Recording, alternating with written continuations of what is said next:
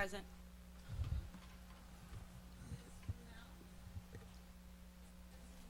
Here. Here. Here. Here. Present. Please stand for the Pledge of Allegiance. Allegiance to the flag of the United States of America and to the republic for which it stands, one nation, under God, indivisible, with liberty and justice for all.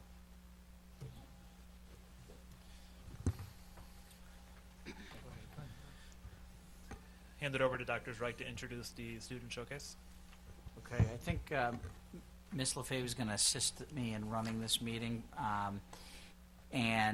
Let's see, we're going to start with the Morgan School, who we decided, since we're getting an update on Morgan School's progress tonight from Principal Lynch, that we would start with a student showcase from Morgan School. And I know you all had in your packet some of their work that they produced, and they're going to share it with you here tonight. So I will turn it over to the Morgan School students, who are supported by many parents and many staff from Morgan School. So thank you all for being here tonight.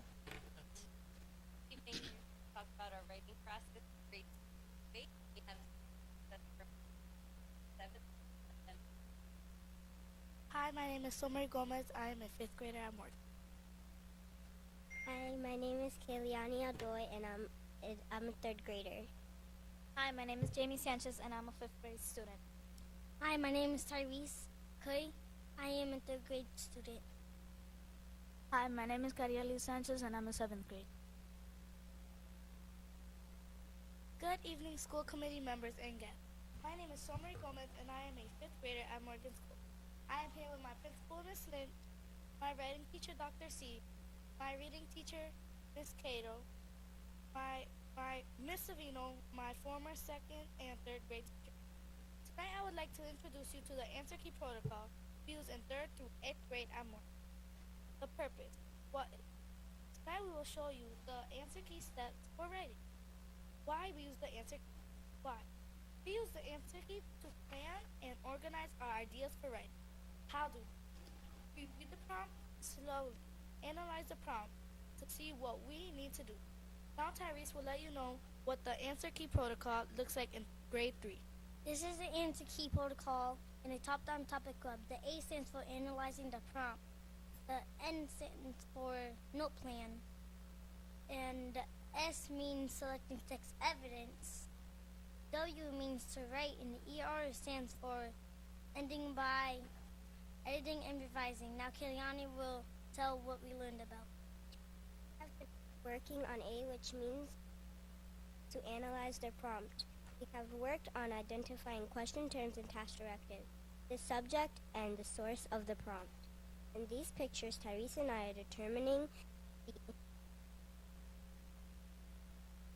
the genre of a prompt. Now Jamie will talk about how the answer key is used in middle school. Hi, my name is Jamie Sanchez, and I'm a 5th grade student. I already said that. You can see our answer key looks different than the 3rd graders because there are more steps in the upper grades 5th through 8th. Why do we analyze the prompt? We use it to set a purpose for reading so we know exactly what to do to answer a question or a prompt. How do we use it? We analyze the question or prompt by circling the task words and highlighting important phrases.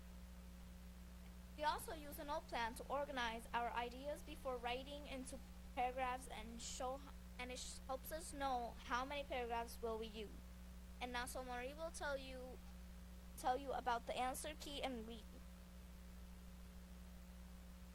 UDHR, learning about it and reading. What is it? The UDHR is a law that states that everybody is born with free and equal rights, treated with respect, dignity, and brotherhood.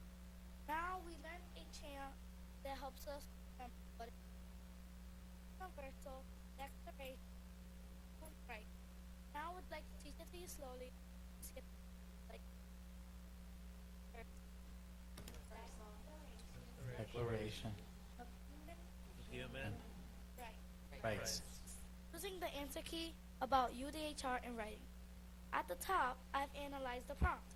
First, I circled tax which tell me what I need to do. And then I have to number them so that I know in what order I would say them. Then I highlighted key terms, the important words that tell me what to write about. Next, I show where I'll get my text evidence by underlining the source. Finally, I determine the type of writing. Is it a narrative, argumentative, or information? That I have to do. This was an informational prompt. I also have to figure out the form of writing too. This is going to be an essay.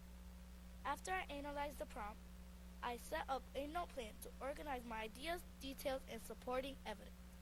Now Kira Elise will talk about the final product in 7th grade. Good afternoon.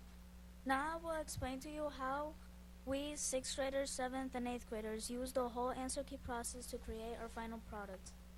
In 6th grade, I wrote a literary analysis, an essay, a type of argument, because I was proving which character was the better friend in the book Bud Not Buddy, Todd or Bud. First, I analyzed the prompt to understand what I had to do. Then, I created my own note plan so I can organize my writing better. That way it's easier to write my argument. Next, I selected text evidence from the book Bud Not Buddy so I can support my argument. Finally, I wrote my literary analysis including evidence from the text and important facts about the book and about the two main characters I was writing about. After I finished, I got feedback from my teachers. From that feedback, I made my writing better by adding compare and contrast transitions, text evidence, explanations about evidence and develops in the story, all the way to strong statements that apply to the topic and support and defend my thinking. Overall, I learned a lot last year, like organizing my writing, including figurative language and sensory details, writing more than 20 pages in a story, using the answer key system to plan the best possible response. And this year we are continuing to use the answer key in 7th and 8th grade by reading and analyzing various prompts. Do you have any questions for the group? Applause first.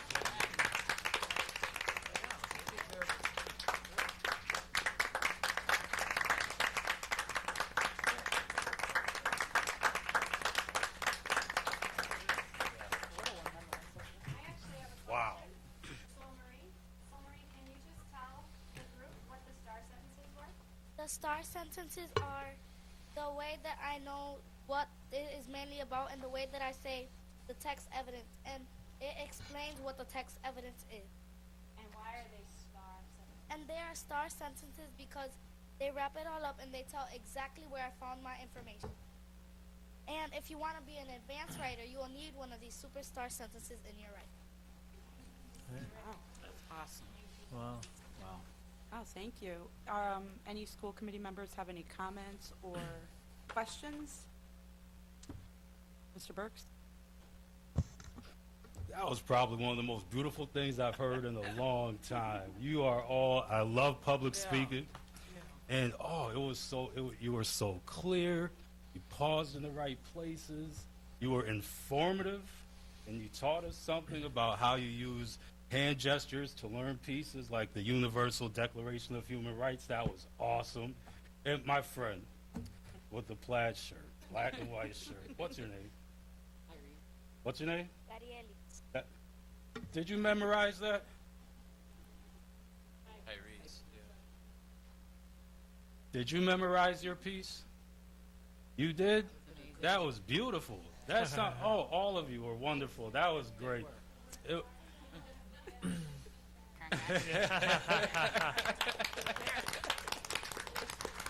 Wow. Thank you. Thank you very much. That was great. Thank you. Mayor Morris? Yeah, I would just echo what Mr. Burks has said. I think you guys were using bigger words than I use on a daily basis. No, but congratulations, your confidence and your great public speaking ability and your ability to talk about in public what you're learning in the classroom and why it's important. So just thank you for putting on a great presentation to the school committee tonight. And I think it's really important that you learn how to both read and write and use arguments as to why use the text as evidence as to why you think a certain thing about what you read, and that's something that we use every day in our jobs, and we need evidence each and every day, no matter what all of us do up here on the school committee. And the fact that you're working on this and mastering it at such a young age will only bode well for you in the future years. So congratulations. Mr. Corshane? I just want to say what a great job you all did. And do you do a lot of public speaking in class? Do you get to do presentations in class? Do some? It seemed like you do a lot. Very good. And you paused and you looked up a lot, I noticed. And I thought you did a really, really good job. And I hope you all continue. I think you're a bunch of lawyers, actually. I want you to be on my dream team. Yeah. 10 years. Ms. Tensley Williams? You guys rocked, okay? I'm almost speechless, and usually I'm not speechless. I'm pretty good with words. But God bless you kids, and we're here for you. If you ever need us, let us know, okay? I am so proud of you guys that I could cry, but I won't. I'm good. There are no more comments or questions? I just want to, Dr. Reich? I know Mr. Brown is sitting there in the corner as a high school principal saying he can't wait for these students to get to the high school. But I want to, I do want to thank the parents that are here, because you play a big role in this, and then the many teachers that are here, because they...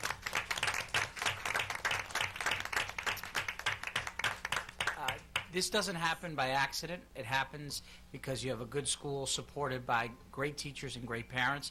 And we're going to hear progress on Morgan School tonight. And it's what's happening in Morgan is special. And it's because of the team of people that are there, the students and the adults who really care about making sure that kids are learning. And this is obvious to see the improvements at Morgan School.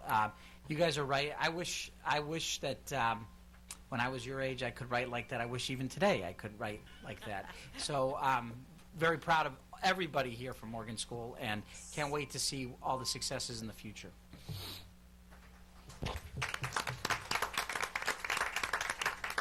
I just want to thank you guys for coming, and really for the courage of standing in front of all of us and in front of everyone as well in the audience. Echoing what Dr. Reich said, the parents, the staff, it's amazing. Thank you so much. I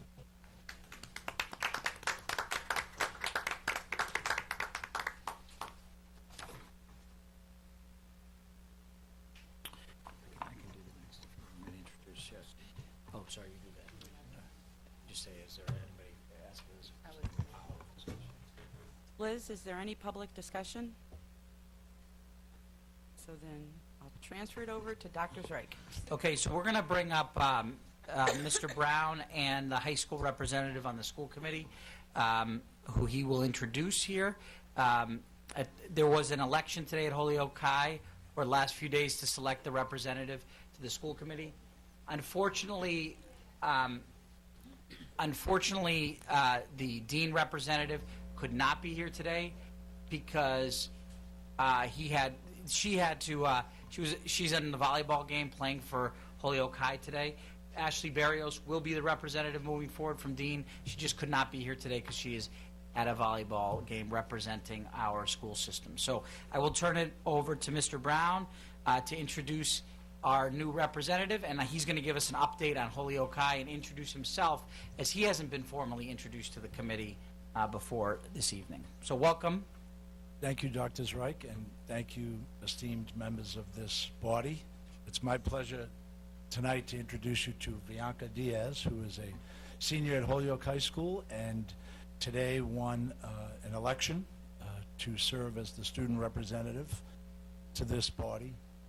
She was one of the first young ladies I met at Holyoke High School when I started, and you know, as you get older in life, you can really spot people who have a zest for life and a certain spark, and she didn't have any trouble walking right down into the main office and asking questions and finding out who I was and why I was there. And then the other day she wrote a wonderful essay nominating herself for the election, and then obviously she campaigned and won today. So I want to introduce you to Bianca Diaz.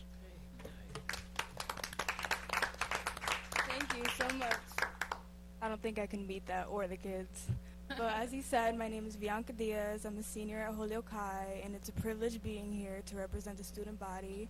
I hope to use this platform as an outlet as a young activist, but not only as a huge opportunity, but to push a more diverse curriculum, better parent-teacher association. I'm sorry, I'm like nervous. All right. It's all right. As I said, better parent-teacher association, better financial literacy and more opportunity when it comes to that, home economics, activism workshops to better the community, and represent the student body as eloquently as I can.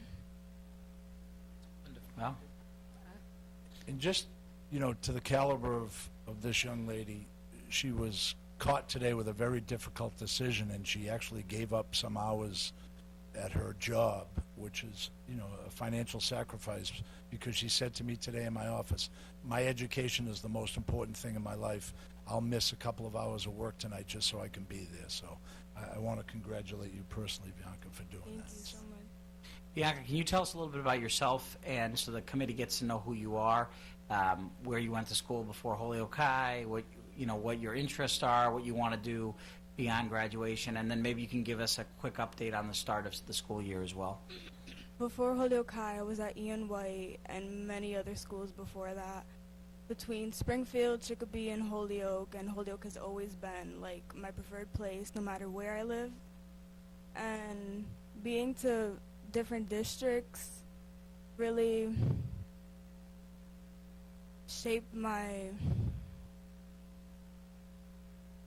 perspective on how it's crazy that we're a level 5 or 4 district compared to all the other schools I've been to, and not to slander any of the other schools, but compared to the rest of the districts, it's incredible how we can be classified as this when we can even get our students to sit down for 40 minutes. Where other schools, it's just chaos and no type of discipline really.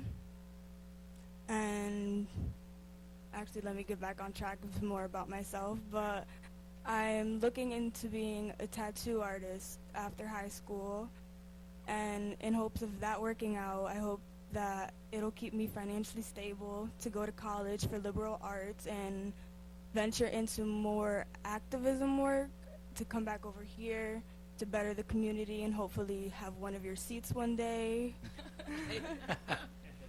And fix the education system here, or at least make it seem that way, because Holyoke is a great place and the schools here are impeccable, really. See here. Does any of the other school committee members have any questions? I'll have one. Oh, okay. Ms. Tensley Williams? Young lady, you're going to go far. Just keep up the good work, and just sometimes you'll stand out, but that's okay. Just stand up and be counted. We're very proud of you. Thank you, that really means a lot. Are you in any sports? What do you do in your spare time? Work, really. Hoping to save up for school next year, really. Well, welcome. Thank you And so thank much. you. Oh, Mr. Kershane?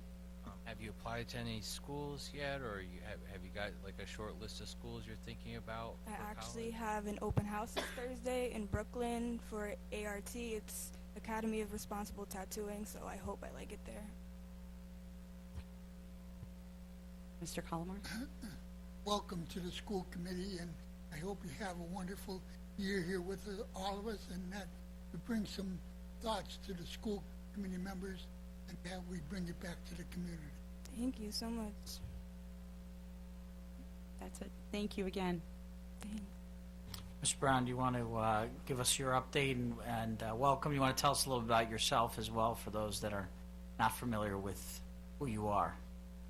Not so much about that. I do want to say, though, about the young people that were here prior, and then the young lady to my right. Just when adults sometimes want to lose hope, the young people who were here before us and this young lady remind us of why we can't, because there's just so much promise out there, and we just have to keep telling ourselves it's never as bad as we think it is, and as long as we can keep bringing young people forward like this, in the end, we'll be okay, and we'll do well. So that group from Morgan was outstanding, and Bianca is as well, as were the other candidates at Holyoke High School. 4 people ran for the office, and they all wrote eloquent essays about why they should be considered, and so it was just great. I am honored to be here as the principal at Holyoke High School. I've been out here officially since August 1st, although I've been coming out a little bit in June and July just to get acclimated. We are focusing at Holyoke High School on our vision, which for the year is keeping every student on track. And if you think about every student, we mean every student. And so how do you keep every student on track? We think we can start to make progress in a couple of ways. The first way is through excellent classroom teaching, which means in some cases we have to improve our teaching, and in other cases we have to support our teaching. But excellent classroom teaching really is at the foundation of all good schools. The other area where we think we can make some strides are around student supports. And when people say student supports, that means a lot of things to a lot of people.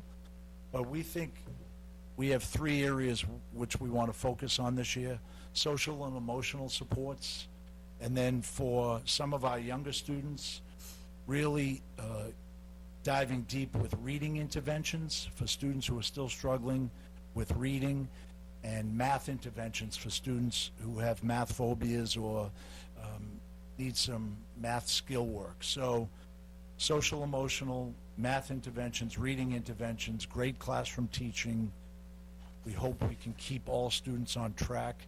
Every high school staff member is on a success team, and we'll be meeting twice a month throughout the year, and then every Wednesday during advisory to make sure students are kept on track academically, attendance, and socially. So we're trying to push back on all of the other initiatives that sometimes come the way of schools from the state, from the federal government, from local, and we really just want to focus on success teams, supporting all students, support classroom teaching, support students who need social emotional help, support students who need reading and math interventions. So it sounds like a real simple plan. It's really complex to try to do that for 1,300 students with 100 staff. So, but we're optimistic that we'll be able to make some progress this year.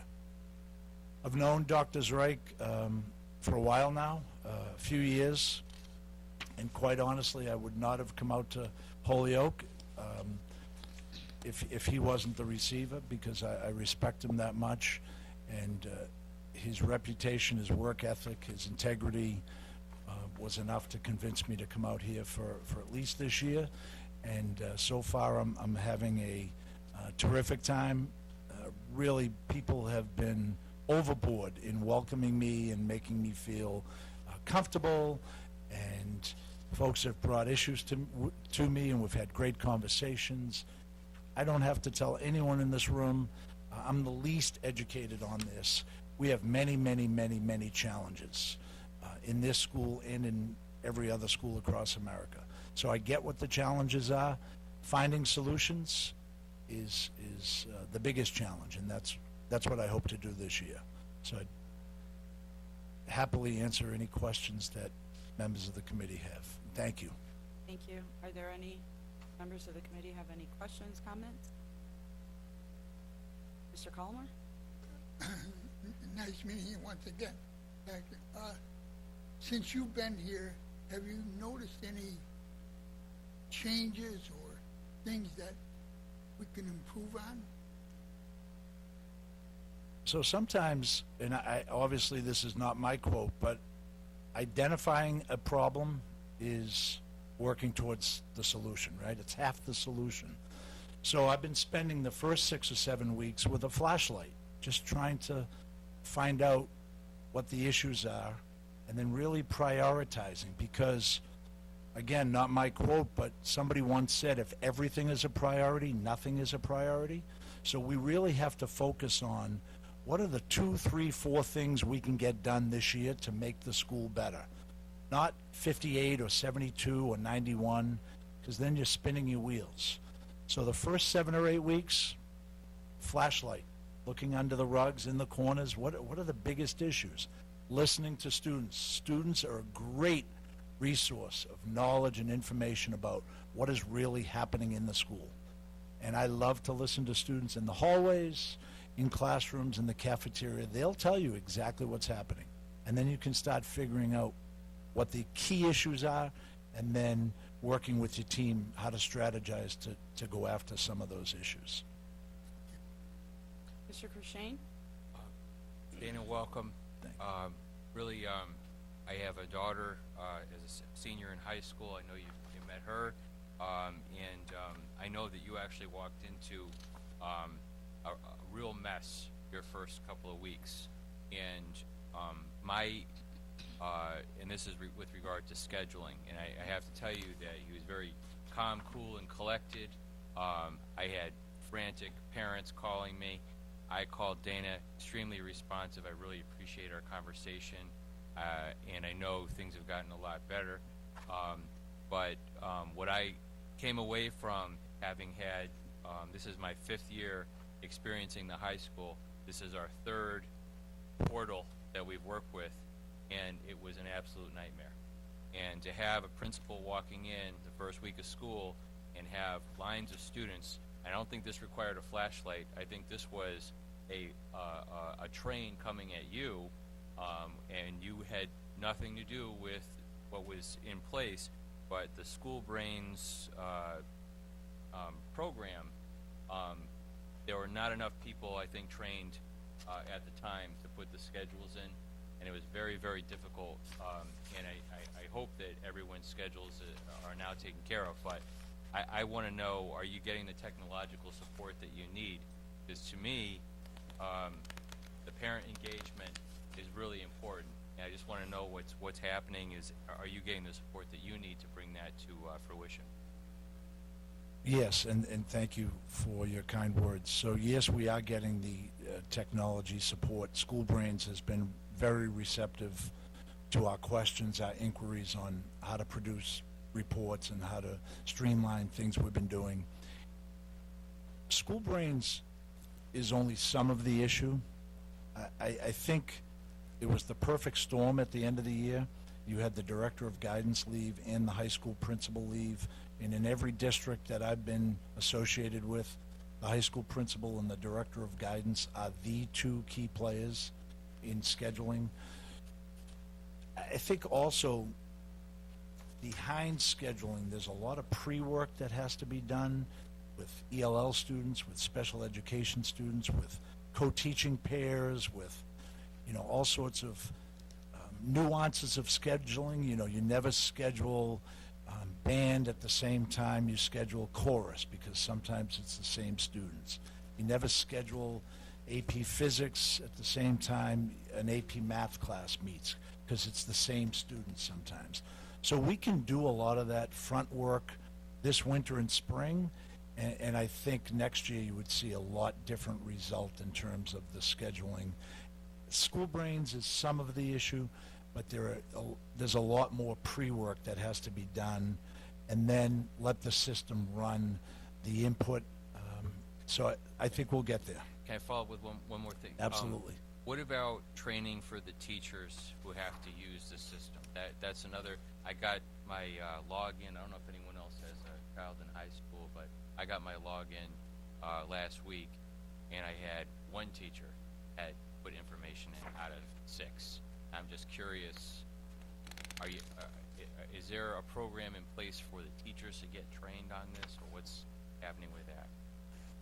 So we have trained some staff, and they've been trained in the past, and Jill Reardon, who is our technology lead at the high school, has offered up a number of after-school workshops for teachers. Training is a piece of it. It's more around changing the mindset and the expectations for teachers that they will enter grades into School Brains.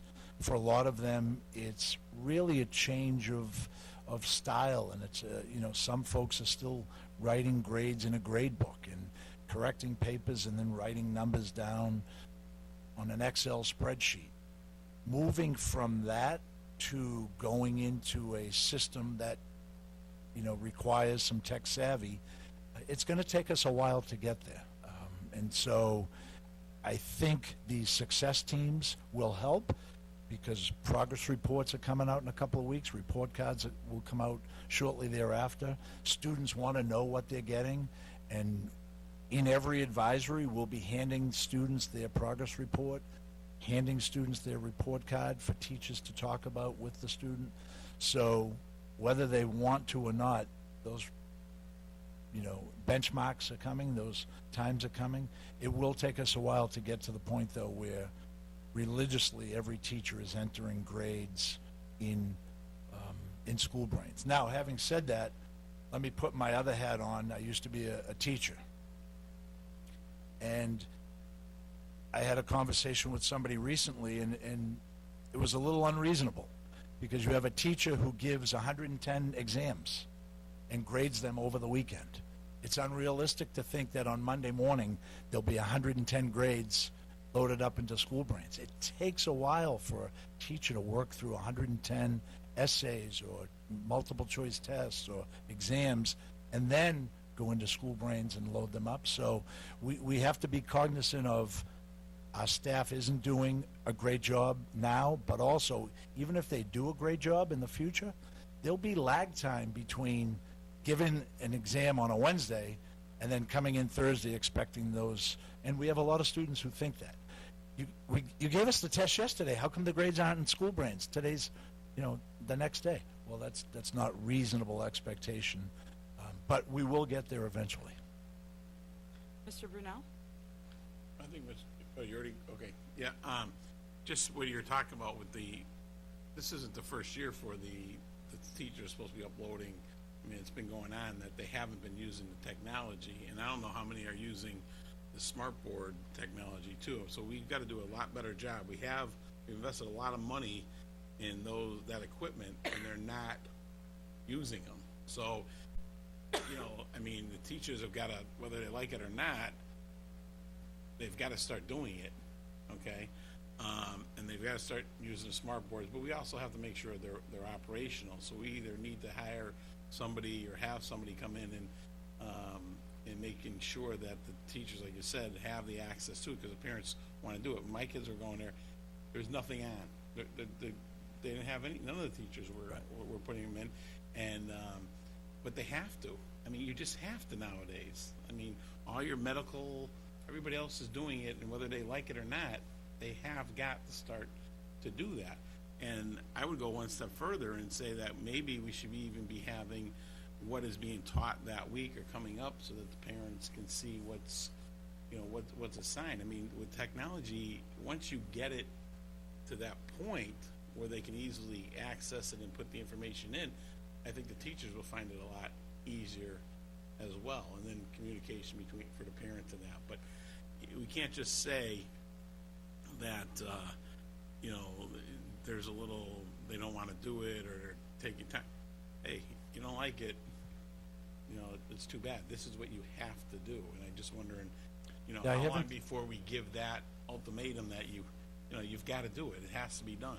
I haven't seen any of the resistance to not doing it. I've seen really just folks who are stuck right now and haven't been able to cross that next step into doing it as part of their everyday. But is it the technology? Is it they don't No, have so I the wanted time? to address that first question, because this morning I walked through the building right at the start of school, and we're doing STAR testing this week, and I must have walked through a dozen classrooms where every single student was on a Chromebook doing STAR testing. Everything worked. Everything was up and running. Every student was active. Most of the classrooms I've been in this year, folks are using Smartboards. So technology is getting, from the horror stories I heard, Right. 2 years, 3 years, 4 That's years right. ago, to what I see now, this is a pretty well-equipped high school, and folks are using technology. Okay. What that's the key. I think they've been there, but they were kind of resistant to it over the years. So I just want to make sure they are using it. So, I've seen it so far. okay, thank you. Any else? Mr. Burks? Yeah, just one thing. I think that one of the best opportunities for kids in high school right now is the dual enrollment program. I think it was last week I learned that some students were having a hard time getting transportation to and from, whether it was offered or not, I don't know. But not having transportation to HCC and back, I thought was a terrible way not to be able to take advantage of that opportunity. I know that you were made aware of the situation, Dr. Reich. I think Anna Regali was made aware of that situation. And the people at you and your staff made transportation available for those kids that didn't have it previously. And I want to thank you for your quick action in getting the transportation for those kids up to HCC and back. We're starting with that huge. program Wednesday. Yes, I heard. And I want to just thank you for your quick action on Sure that thing. because that's an opportunity that we can't afford to let students not take advantage of. I agree. So I thank you. I agree. Thank you. I know you talked a little bit about the social emotional supports. Can you just go a little bit into what that actually looks like, Sure. as well as the restorative justice program? How is that working this year? So the social emotional piece is really an umbrella piece, and under that umbrella piece sits restorative justice, a behavior support team, the teen clinic, nurses, the adjustment counselor, guidance counselors, part of our care team. So social emotional wellness for all students is really a broad range of services depending on the needs of the student. And right now, I think Holyoke High School is a little underserved in terms of adjustment counselors. There's one full-time adjustment counselor for all of those high school students. In this day and age, I don't think that's enough. But I think because of this care team approach, they're meeting the needs of as many students as possible. And so on the care team is somebody from restorative justice, somebody from the guidance department, somebody from the student support room, the behavior support team, the nurse's office, the teen clinic, outside agencies. So as a group, they're able to triage what a student's needs are and then point them in the right direction. Some students need immediate help. They're cutting, they're suicidal, they're homicidal. They need immediate help. Other students just need a once-a-week check-in because they have school anxiety, or they need a once every 2-week check-in because of a mild case of depression, or they have severe depression. They need an outside referral to an outside agency. So under this care team approach, they're able to serve a lot more students than just one adjustment counselor trying to take care of the needs of 500, 600, 700 students. That would never work. So I think this approach is a good one for now. Restorative justice, I think they did a great job at the beginning of the year introducing themselves to the school, and the staff was more receptive this year, I think. And Luke Woodward had his restorative justice students speak to the staff at professional development before the school year started. So I think people have a clearer understanding of what restorative justice is. It's one tool as part of a holistic approach to dealing with students, whether that's the behavior support team or restorative justice or the student support room. It's just one tool. It's not the be-all, end-all to every problem in the universe, and it's never intended to be. It's just an approach to dealing with some situations. And I think if used well, it'll be very successful. Anyone else? Can I just add two more things about the high school that I think are, important to note? It's been great to work with Mr. Brown over the last few weeks, few months, I guess. He's had perspective. He brings a lot of perspective. He's been in a big high school, bigger than Holyoke High, with some of the same challenges. So I have to say I've learned a lot. Many of you know I wasn't a high school principal. I was in elementary. I've worked with middle schools. He's brought a lot of good information to the district. So I want to, and I think we're going to learn a lot from him throughout the course of the year. There's two other things we're working on addressing. Class sizes is something we're working on. We have some larger class sizes in some of the core content areas, and we just posted for a ELA teacher and another math teacher because we want to get the numbers down. We have a few classes. We have classes over 30 in some cases, I think Mr. Brown has some ideas about how we can reduce the class size in some of those core areas where you want to minimize the classes, the size of classes. So that's one thing I wanted to note, and we're working very closely with his team on identifying exactly where those sections would go. And the other thing is around discipline, because I've heard a lot about discipline over the last 2 years, and it's been good to have Mr. Brown's perspective, again, as somebody who's worked in big urban high schools. And it's confirmed what I believe to be the case, that we have terrific kids.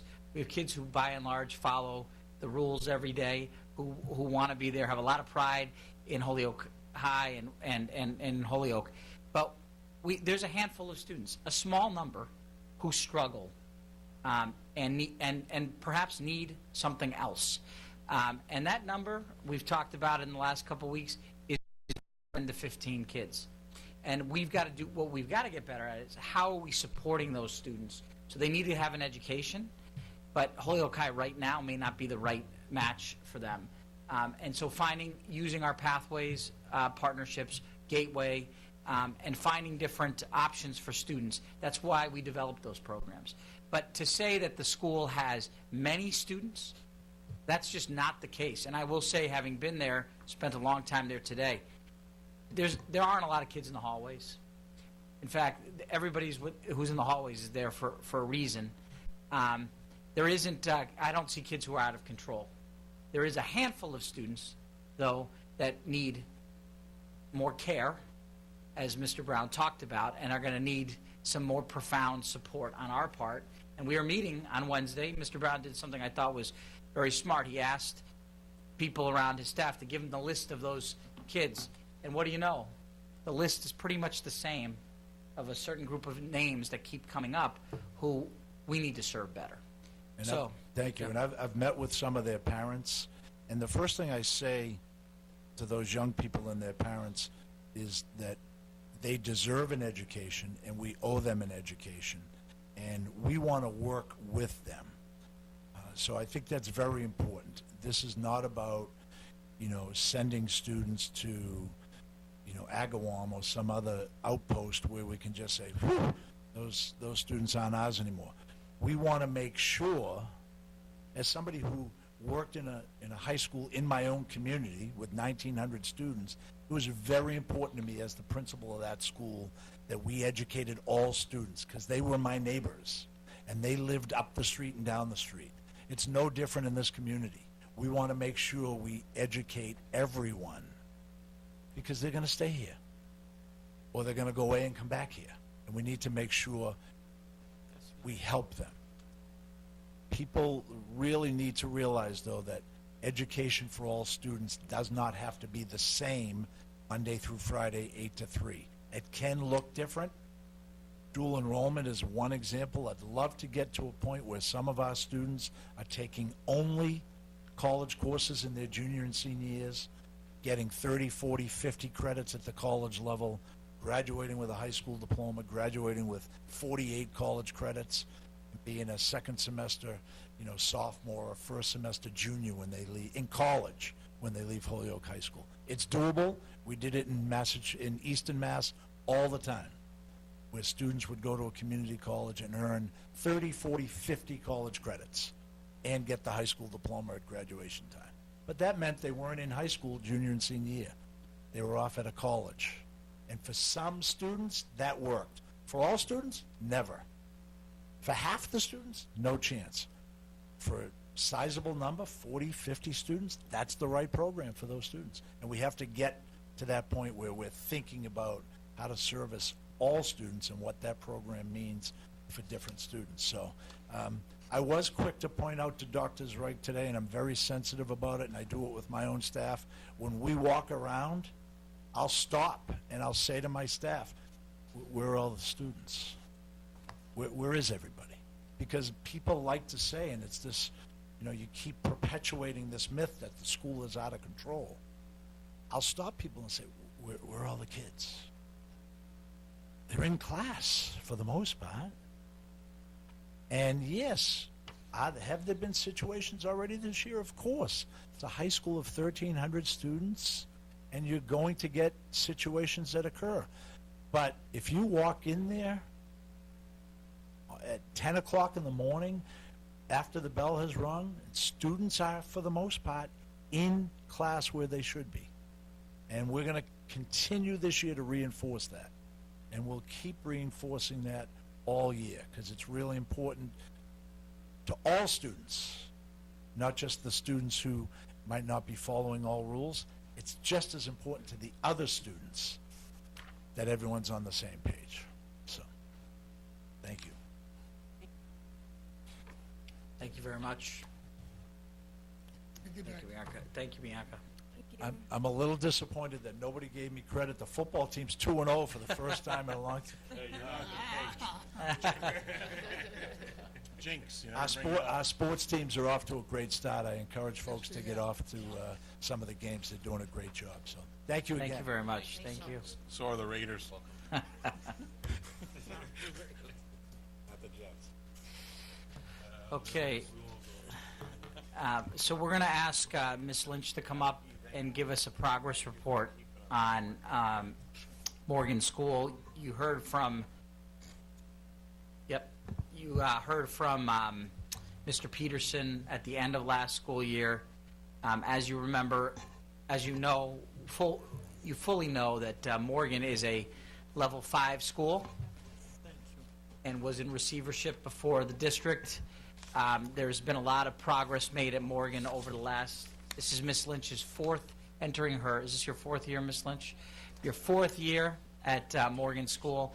And you have the full rewrite of the turnaround plan for Morgan School, but I think it's a lot more instructive and informative to hear directly from Ms. Lynch rather than read the long document, is to hear directly from her about the school and its progress over the last 4 years.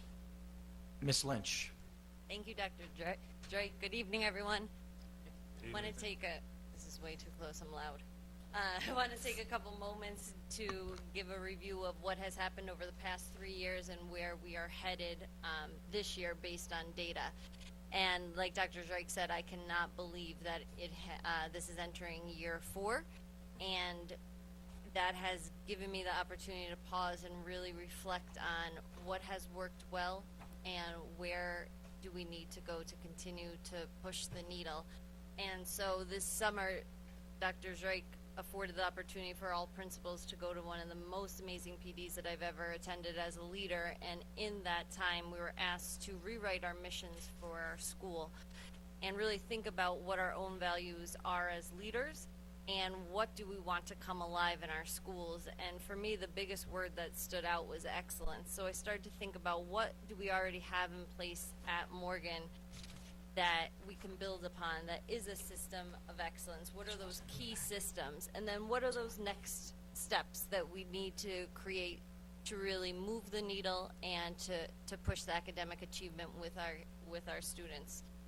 And so the first being our instructional leadership team, our ILT, is a system of excellence. It is a group of educators that are academic leaders in the building with myself and really focus on key systems, routines that we can utilize in all classrooms. We started this 3 years ago in the 15-16 school year, and we focused on our instructional focus statement of analyzing tasks and understanding how to cite evidence. That's where the answer key system that you heard about from the students this evening came from the ILT. Last year we moved into purposing, making sure that our teachers understood where a lesson was headed and our students understood where a lesson was headed, the what, why, and how. And then at the end of last year and moving forward, it's really creating this cognitive sweat, exposing our kids to demanding tasks to really make them be the thinkers, make them be the center of the classroom, not the teacher be the center of the classroom.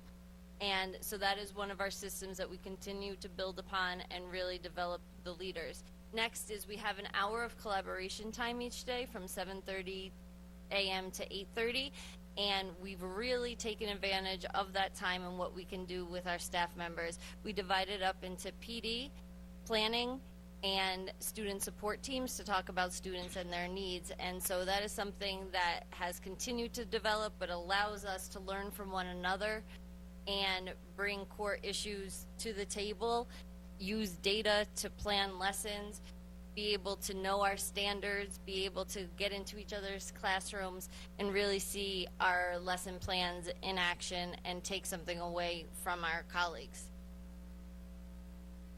In the 15-16 school year, we started a home visit initiative, and it's just something that's really blossomed, and it's something I'm so proud of, both the staff and the parents at Morgan. Everyone loves home visits. We sent a mag of having 3 home visits the first year for the year.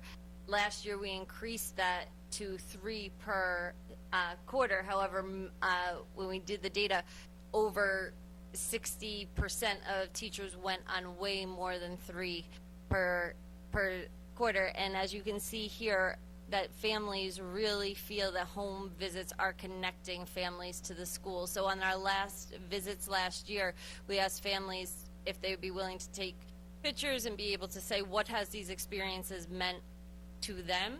And here are just some samples of what those families have felt. Home visits have made me and my children more comfortable with the teachers in the school. And then home visits have helped me a lot to open up to Eduardo's teachers and to feel more comfortable with you guys asking about how he's doing. It's helped Eduardo because he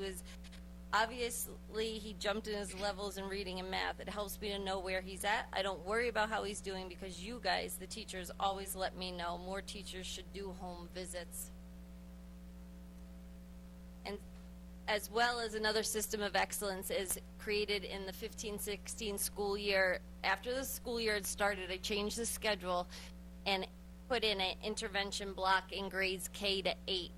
And we focus on reading in grades K to 2, using Lexia as our core program that really moves students along with reading.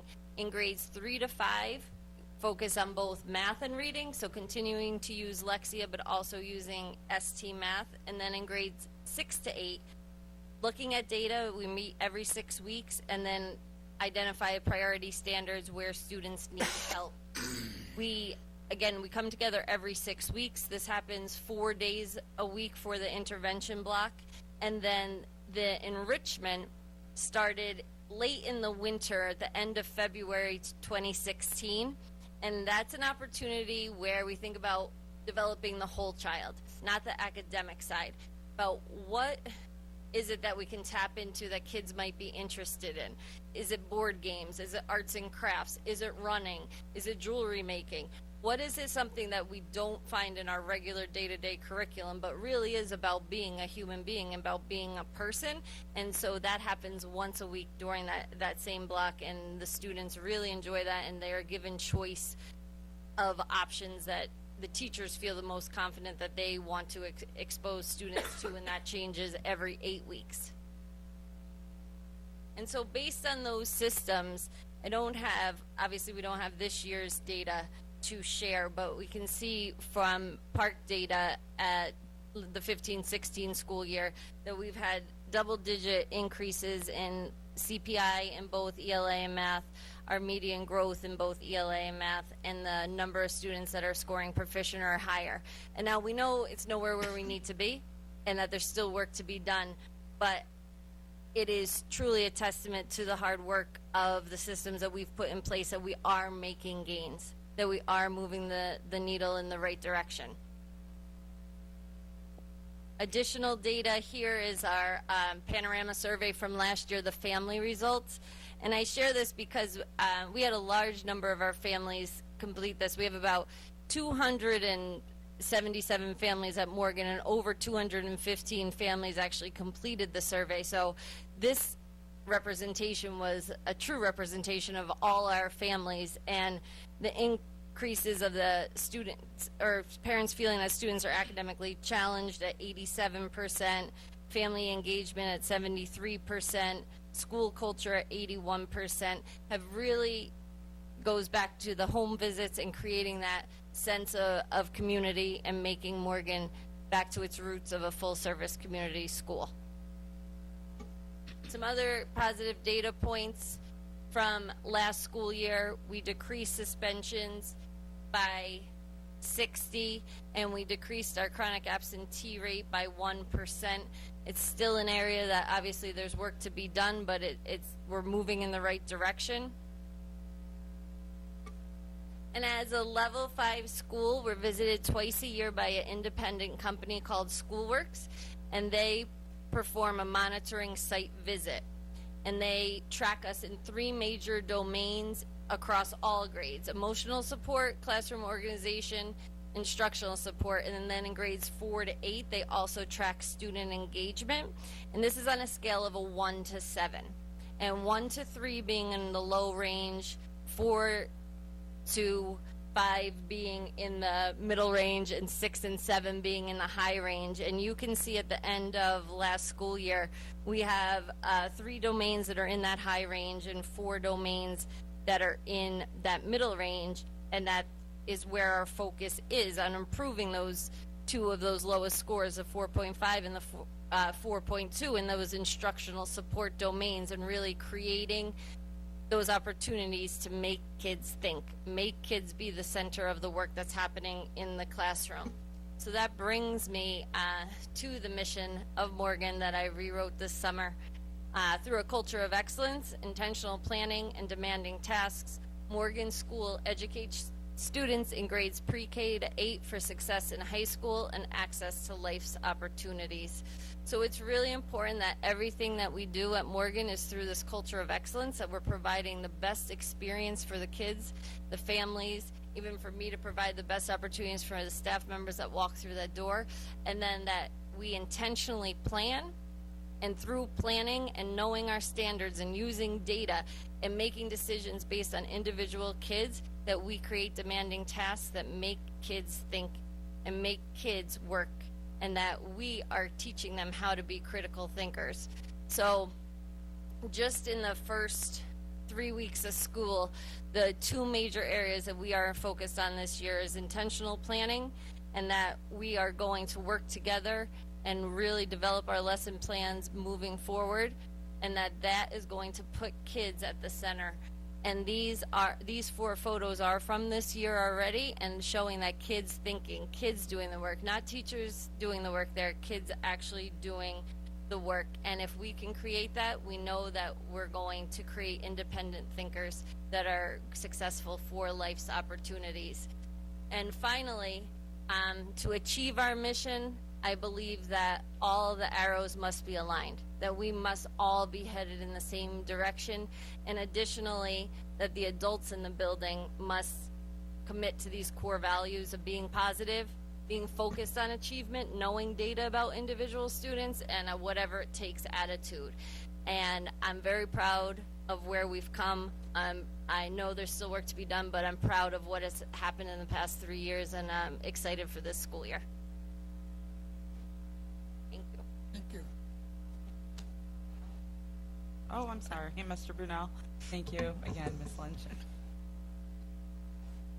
Oh, a question, just if you go back, an excellent presentation, appreciate it. You tell your enthusiasm for what's been going on there, so it's been really a credit to you and your staff. And just a question going back to the chronic, everything else is like huge improvements.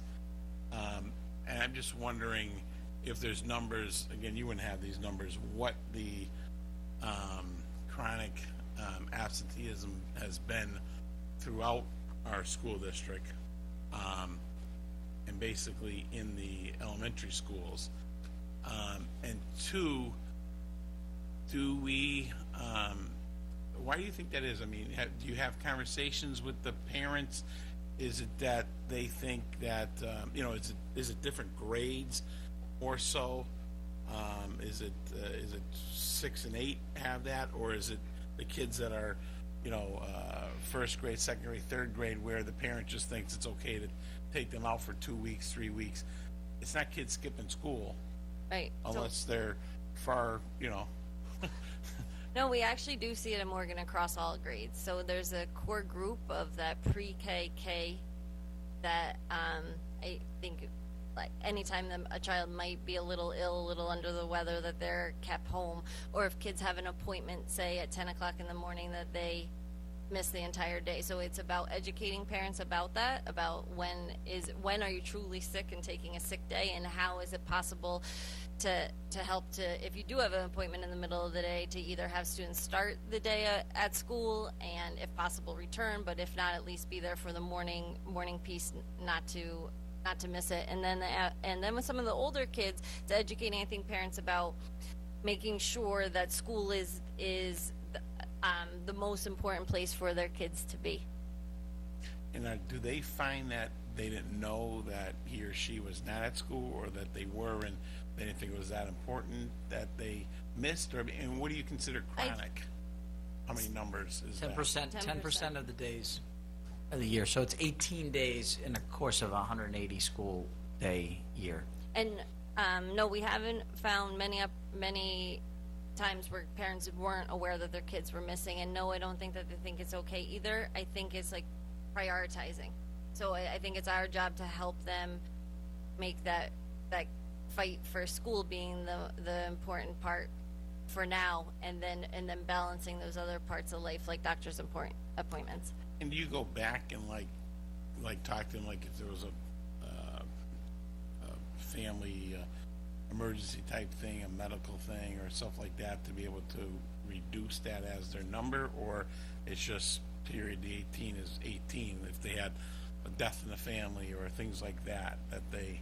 Right, so absence, we say, but we Okay. do make note of an approved absence, or if there was something like that, a medical emergency or a death in the family or something like that, we track that right into school brains to indicate why a student has been absent. And this year we've also targeted all the students that were off track last year in grades 5 through 8 with chronic attendance, with a one-to-one mentor in the school, to really make sure that they're checking in with them daily to make sure they're there, and if they're not, calling them. And we're looking into creating a similar program for the younger kiddos. And how many students are in the school? About 400.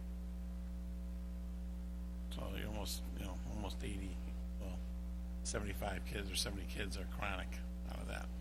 Yeah, we've seen an increase in the district in the last year, and part of it is, I think, not so much at Morgan, but the longer day was a factor last year, because it was the first time. But also, we have trouble. We have really high rates in pre-K, and our numbers. We now have 270 pre-K seats, which is an enormous shift in the number of seats over the last couple of years. And they're not, by law, you're not required to go to school, right, until you're 6 years old. So it does affect our chronic absentee rate in the younger grades. The other place we see it is because we've opened Pathways and Gateway, some of the alternative programs. Our rates are really high there as well, so that of chronic absenteeism. So we have to get better, particularly in the alternative programs we have at the high school and in early childhood. Our pre-K and kindergarten chronic rates are very high as a district. And just last question, can you look at when the time of year those are, as compared to if we start school before Labor Day, how many of those absences are that? And then how many towards after Christmas, those type, after the New Year, is there a way to determine that? The reason I've been asking that is, just talking to different people in different states and areas where, they go before Labor Day now. A lot of the schools have, they've seen that there's been a higher, attendance rate for the students that go after Labor Day.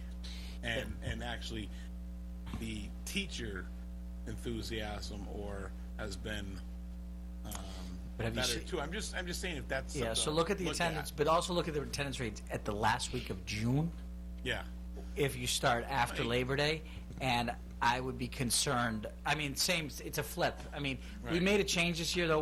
We didn't start a child until they actually showed up, so we didn't mark them absent Okay. until their first day. You know, they have to actually start in school Yeah. before, because we don't know if they're not coming back. But I'm how that more works. concerned about our rates are really, as a district, December and January are really bad months Right. because of weather, and then also people take trips. Right. And then the second time, June, and this particular year, because we went to school so late, our rates in June were incredibly low in terms of kids attending school. And maybe it's a stupid question, but I'll ask it, is we do have the February, and I think April, but I know February you have it where the kids can go to school to do some makeup and stuff like that. If a child went in a February vacation type thing or April vacation, would that count towards them taking off those days? It's actually a very good question. We count it, you have to do at least 3 hours or half a school day to count as a day. So we did start doing that last year. Not so much for the academies, but like Ian White ran a Saturday school, and if the kids were doing 3.5, these were kids who had attendance issues, we credited them back a day of attendance. But you have to do at least half a day. So it's a good question, and it's something we have done and will continue to do more of if kids make up the time. Thank you again. Thank you. Mrs. Tinsley Williams? Just ask the question that I needed to ask. If all I care about is them making up the time, because people are absent, people are out. But if they can make up the time, to me, that's the solution to the problem. And I think that's something we continue to work together to look into, and we've also made our after-school program more rigorous and more academic focused the past 2 years as well. Mr. Corshane?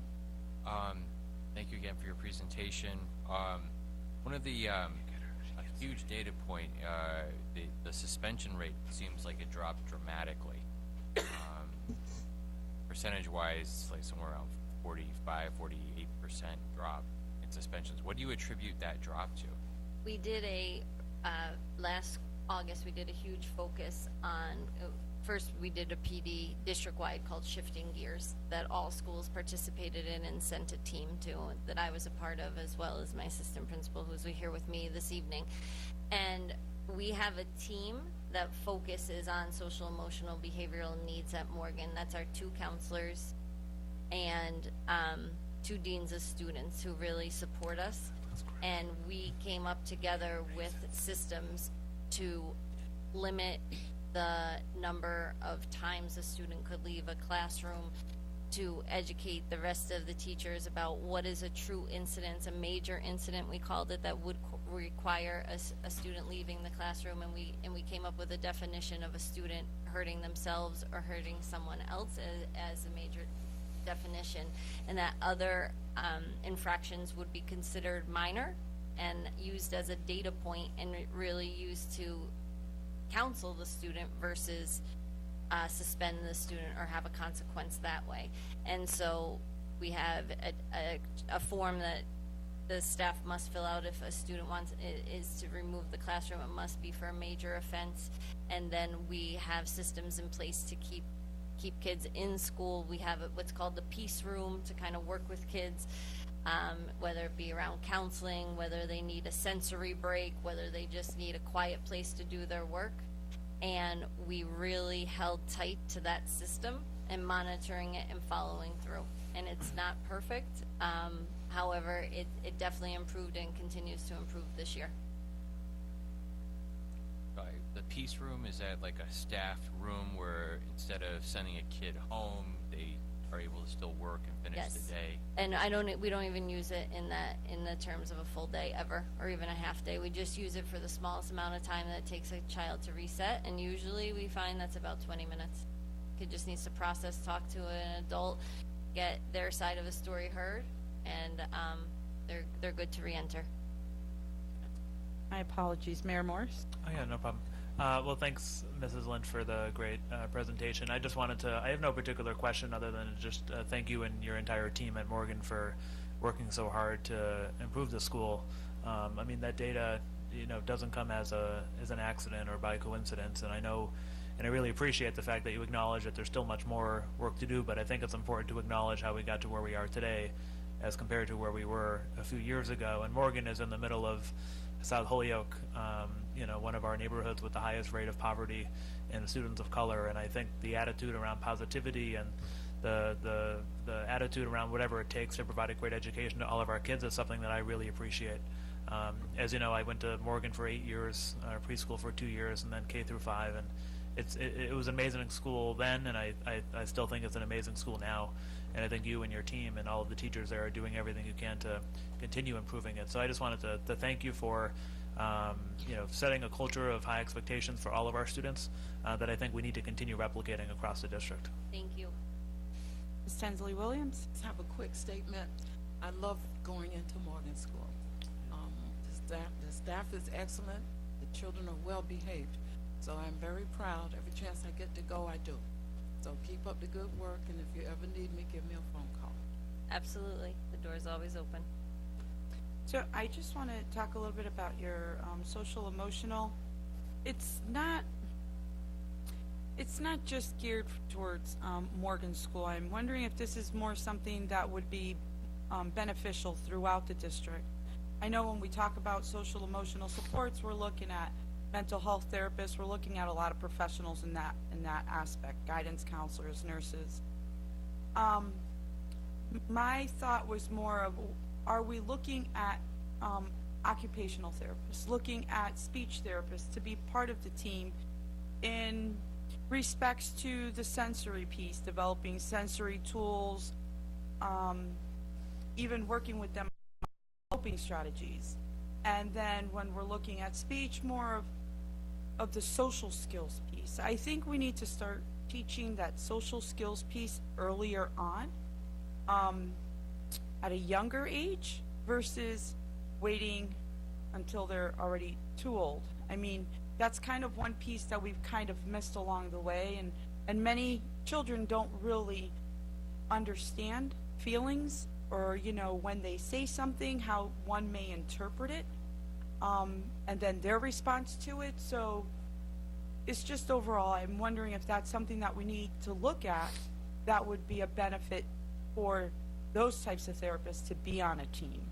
I think that's a great question. Last year we started to add at Morgan the speech teacher, the OT, and the PT to come to our student support meetings, or our SST meetings that we're holding to talk about kids and kids that might not be making it where we want them to be, where we set the benchmark. And so having those people come to the table and be part of the team is absolutely key. And then another key piece that you hit on is that role playing and the social skills, and that's something that we can also utilize our therapists, or like you say, we have River Valley counselors right at Morgan, that's something more and more that I'm always asking people to do, is to go back and replay that situation, and to talk about like the different ways that your body language says something, just a phrase says something, how could that be interpreted, and really looking at that. So I do think that is a life skill, and something that we should continue to dive into. And I know that you just mentioned River Valley, so now talking about River Valley, is that only for children who are on Mass Health, that then they will be billing for that service to provide to the children, or are we using River Valley for any student that may need that extra support, or we could use that therapist to kind of teach or provide some sort of recommendations as to how to work with a child that's currently in this situation. Maybe it could be anxiety disorder, whatever the case may be. So how how is it River Valley's playing a role in this? So River Valley, I think they take all insurance. I don't think it's just Mass Health, but it is insurance based, and it is that the parents have to sign up and sign over that they would like that to happen and to happen at school. However, that there's also a lot of therapists from Gandara, CHD, other local areas that also have parents that sign the release that they can come in and see kids at school. So that's easier for our parents, so they don't have to take them to an appointment, that they have the permission, and then we provide that time right for them at school. But River Valley is located. We do have, yes, we do have 3 River Valley therapists stationed at Morgan. So maybe Dr. Zoid can answer. So they're only if the parent signs up to have their service, then they can actually provide some sort of recommendation or working with the child. It's not going to be what was it? So it's only those that sign up.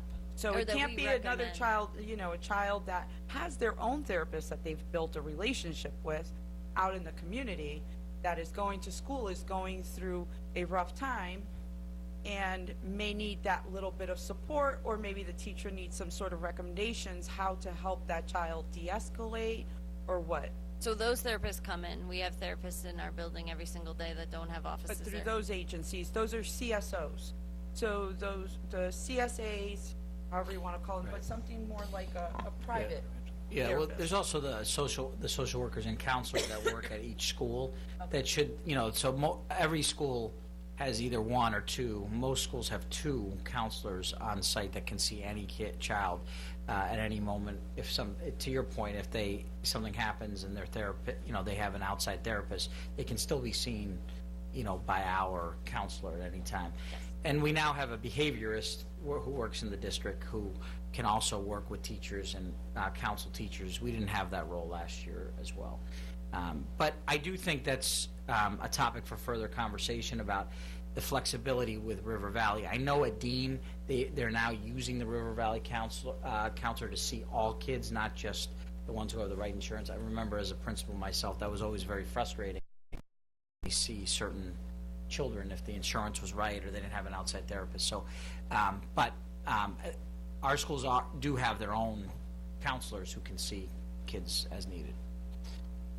Thank you so much. Oh, wait 1 moment. Yeah, Mr. Burke. The last thing I think, and I think the gains that were made at Morgan were incredible.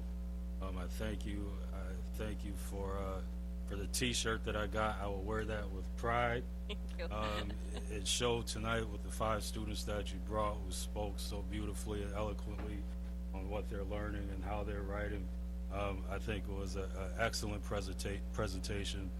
And the other thing that I didn't want to go unnoticed was the Holyoke Safe Neighborhood Initiative.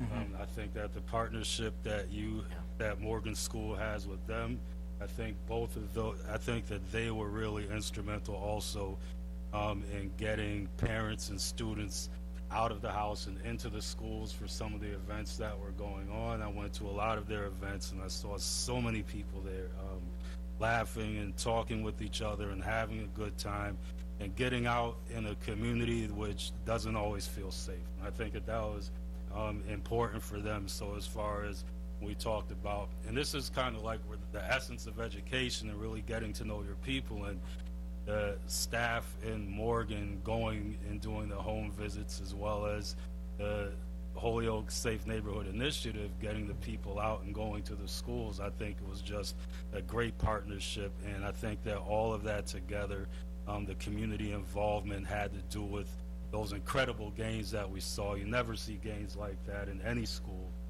and I think that that partnership should be celebrated, and I thank you, and I think you're doing a great job. Both organizations should be recognized. Thank you. Good point.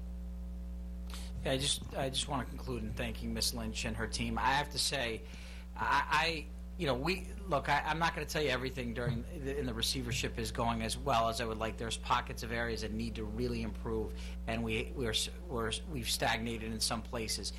But Morgan is leading the way. in the Holyoke Public Schools right now. This is a school that represent. I mean, if people who say that it cannot be done, and it's not just about test scores, I think that's really impressive, and I'm excited to see their outcomes in learning. But it's a community of joy. It's a place where kids are learning. I go in there. It's a place I would put my own child, and I really don't say that about every place I go and every school I go. There is real learning going on at Morgan School every single day for kids, and parents are engaged. They're not perfect. They have room to grow, but they are an example of where we'd like to see other schools go, and we have schools that are moving in that direction. But anybody that looks me in the eye and says those kids can't, or that community can't, the proof is otherwise. And that's a real credit to Ms. Lynch, the teachers, and the parents, and organizations like Eddie Case's organization, who have really come and wrap themselves around the school. It's not a proof point just for Holyoke. It's a proof point for the state. Remember, Morgan's one of 4 level 5 schools in the state, and in my opinion, obviously I'm biased, Morgan School is leading the way for those schools. So real credit to the team there, and thank you for presenting tonight. Thank you.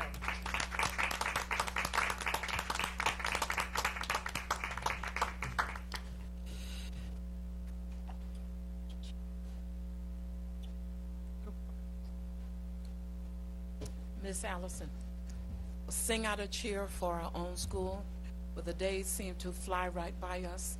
Give a cheer for Morgan School and shout hurrah, for all our hearts are true. And so we'll never forget you, school of our childhood days. Onward, upward, we'll never let you down, for we are yours forevermore.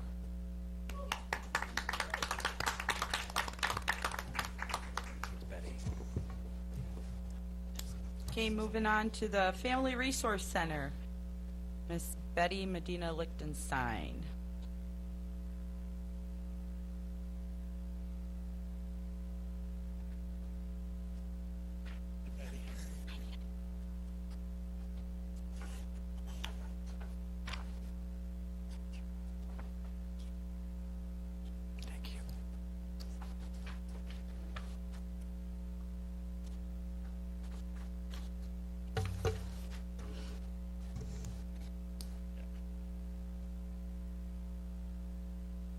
Good evening, ladies and gentlemen. It's been a long time since I've been in this room. Admire you for staying. My name is Betty Medina Lichtenstein, and I'm the executive director of Enlace de Familias, which is a community-based nonprofit organization here in the city of Holyoke. Enlace has been in existence for over 24 years. We have been on Main Street for 20 years. Our main role from its inception was to build coalition and networking between providers and families, making sure that providers knew what it is that the families need to be able to maneuver the maze, as we call it, to be able to do the best that they can do for their families. This past April, I received a call from the state, the Executive Office of Health and Human Services, offering us a new contract to open up the Family Resource Center. The Family Resource Center exists in every county in the state for the past 3 years, and this year the state decided to expand it to 4 additional communities, Holyoke being one of them. The statistics that each of the communities bring were the indicators that the state used on deciding who was going to get the resource center. In every county, they have macro family resource centers, and then there are micros. Given that Springfield is the county family resource center, Holyoke got a micro. We are the smaller of the two. The role of the Family Resource Center is to assist families in meeting the needs that they have to be able to raise their families in a healthy and safe way. One of the major pieces of the Family Resource Center is also to partner with the Holyoke Public Schools. I really appreciated the conversation and the inquiries that were made earlier about attendance, about the importance of every child being in school in order to give our school leaders and teachers the opportunity to teach the children to to be able to perform at the best that they can. But if the student is not in that classroom, in that seat, unfortunately, the teacher cannot do their job, and the district then does not show the performance, that the potential that it really has. I've given you several documents, and some of it has to do with basically who Enlace is, and lots of words about all of the pieces that we do. But one of the important pieces that I would like to bring to your attention is that the focus of the Family Resource Center came out of state legislation. And it has to do with what some of us remember as the CHINS petition. Family, school, community, law enforcement was having difficulty being able to have a student move forward. They would file a CHINS petition, and it normally would also go to the Department of Children and Families, who funds us primarily. And in 2012, the Senate filed and approved legislation to do away with the CHINS, and now it is called CRA, Child Requiring Assistance. There are 5 areas that you could file a petition, a CRA petition, and it is for a child who is excessively absent. Those are some of those excuses that might come from a doctor, a dentist, a death in the family, some unfortunate situation. But there's also, the second area is truant, a student that refuses to go to school. Third area is a stubborn child, a child that cannot follow the rules of the home and the community. Fourth is a stubborn child in the school community. And the fifth, unfortunately, is now sexually exploited teens. And in Holyoke, there is an increase in that. We have formed a partnership with the Holyoke Public Schools. It is now for us to be able to work closely together, to be able to get counselors, teachers, school leaders, to be able to identify those students very early on. School leader Lynch was very correct when she said, and Dr. Reich, when it is 18 days. For us, it's 9 days. We want to know who those students are early on. It's supposed to be, according to the legislation, 9 days per quarter. So that if a student is out 9 days in one quarter, you don't wait for the second quarter to see if they're coming. You're sending them right over. You could either file the CRA with juvenile court. The juvenile court will inform the family that the Family Resource Center is available to assist them. And also the schools can make that referral directly to the Resource Center. We have been able to prepare not only referral forms, but also once a parent signs or a caretaker signs a release of information, we should be able to easily access that, and we're right now trying to create all those points of entry, identify individuals that would be able to put those kind of documents on fast track so that we can get them.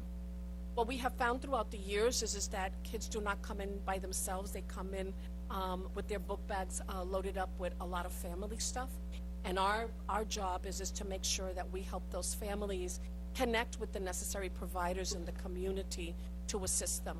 We also have a subcontract with Behavioral Health Network, and they have a clinician and a family partner stationed at our site. So that's basically what I'm here to present to you, and I really would like to give you the opportunity for question and answers about how is this partnership going to work, or other questions that you may have. Any members have any questions? Comments? Betty, can I just ask, there is contradictory language in here about 16 and 18. Can you just talk, because it does say it is for students or children from 16 to 18, but there are places that the matter must be dismissed when the student turns 16. Yes, and it is confusing, and it's very frustrating as well. The issue here is that it's this usually goes through juvenile court, right? The disposition of the case could go in front of a judge. It would go to juvenile court. Juvenile court has jurisdiction over individuals up to the age of 16. On the other hand, we have students, not only are they 18, some of them are 22 years old. And so the legislation was written with good intent.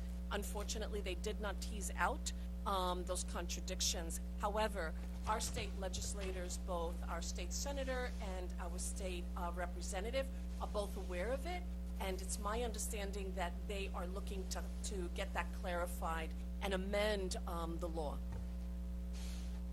Well, first, thank you, Betty, for being here and just for your tireless effort over so many years. I know you were on the school committee, I think, first elected. I don't know if you want me to tell you the year, but just thank you for always 84. sticking. 84. Just thank you for always sticking with this, with the city and with our students, and we appreciate your commitment. I just have a question on the juvenile, the involvement of the juvenile detention and the juvenile department and whatnot. Is the point of the Family Resource Center to avoid involvement of the department? That's the intent. And you know, I'm on a juvenile justice reform coalition, and Hampden County is one of the worst counties in terms of the percentage of youth of color that are in juvenile detention. And one of the things we're working on is specific reforms and recommendations as to how to decrease the discrepancy, particularly in Hampden County. And so, how can the Family Resource Center, you know, not be a feeder into the system, but a feeder out of the system, and maybe just talk a little bit about how that would look at Enlace and what we're doing deliberately to avoid, you know, furthering the discrepancy there that's currently exists. Thank you. Good question. So the intent here is to be able to get both the family, schools, law enforcement, not to use the court system or the Department of Children and Families as their first option, is to be able to send them to a community-based organization that has all of these different, it's a network of all providers that we know of, that we partner with in different situations, that we are aware of, that we make referrals to all the time, as opposed to leaving it up to a judge, probation officer, assistant district attorney, so that we're able to work not only with the parent, but also work with the student. If the student is, let's say they're teenagers, and they do not want to come to school, it's not like they woke up one morning and said, I don't want to go to school anymore. That's been festering for a long time. And then now the student is of age, and they could decide to be able to stay or not. Family, also, we're very complicated as human beings, and we have a lot of extended families here in the city of Holyoke. We also have a multiple of different kind of issues. We have homelessness, we have poverty, we have food insecurity. You put all of those things together, and it is very difficult for a student to want to get up in the morning.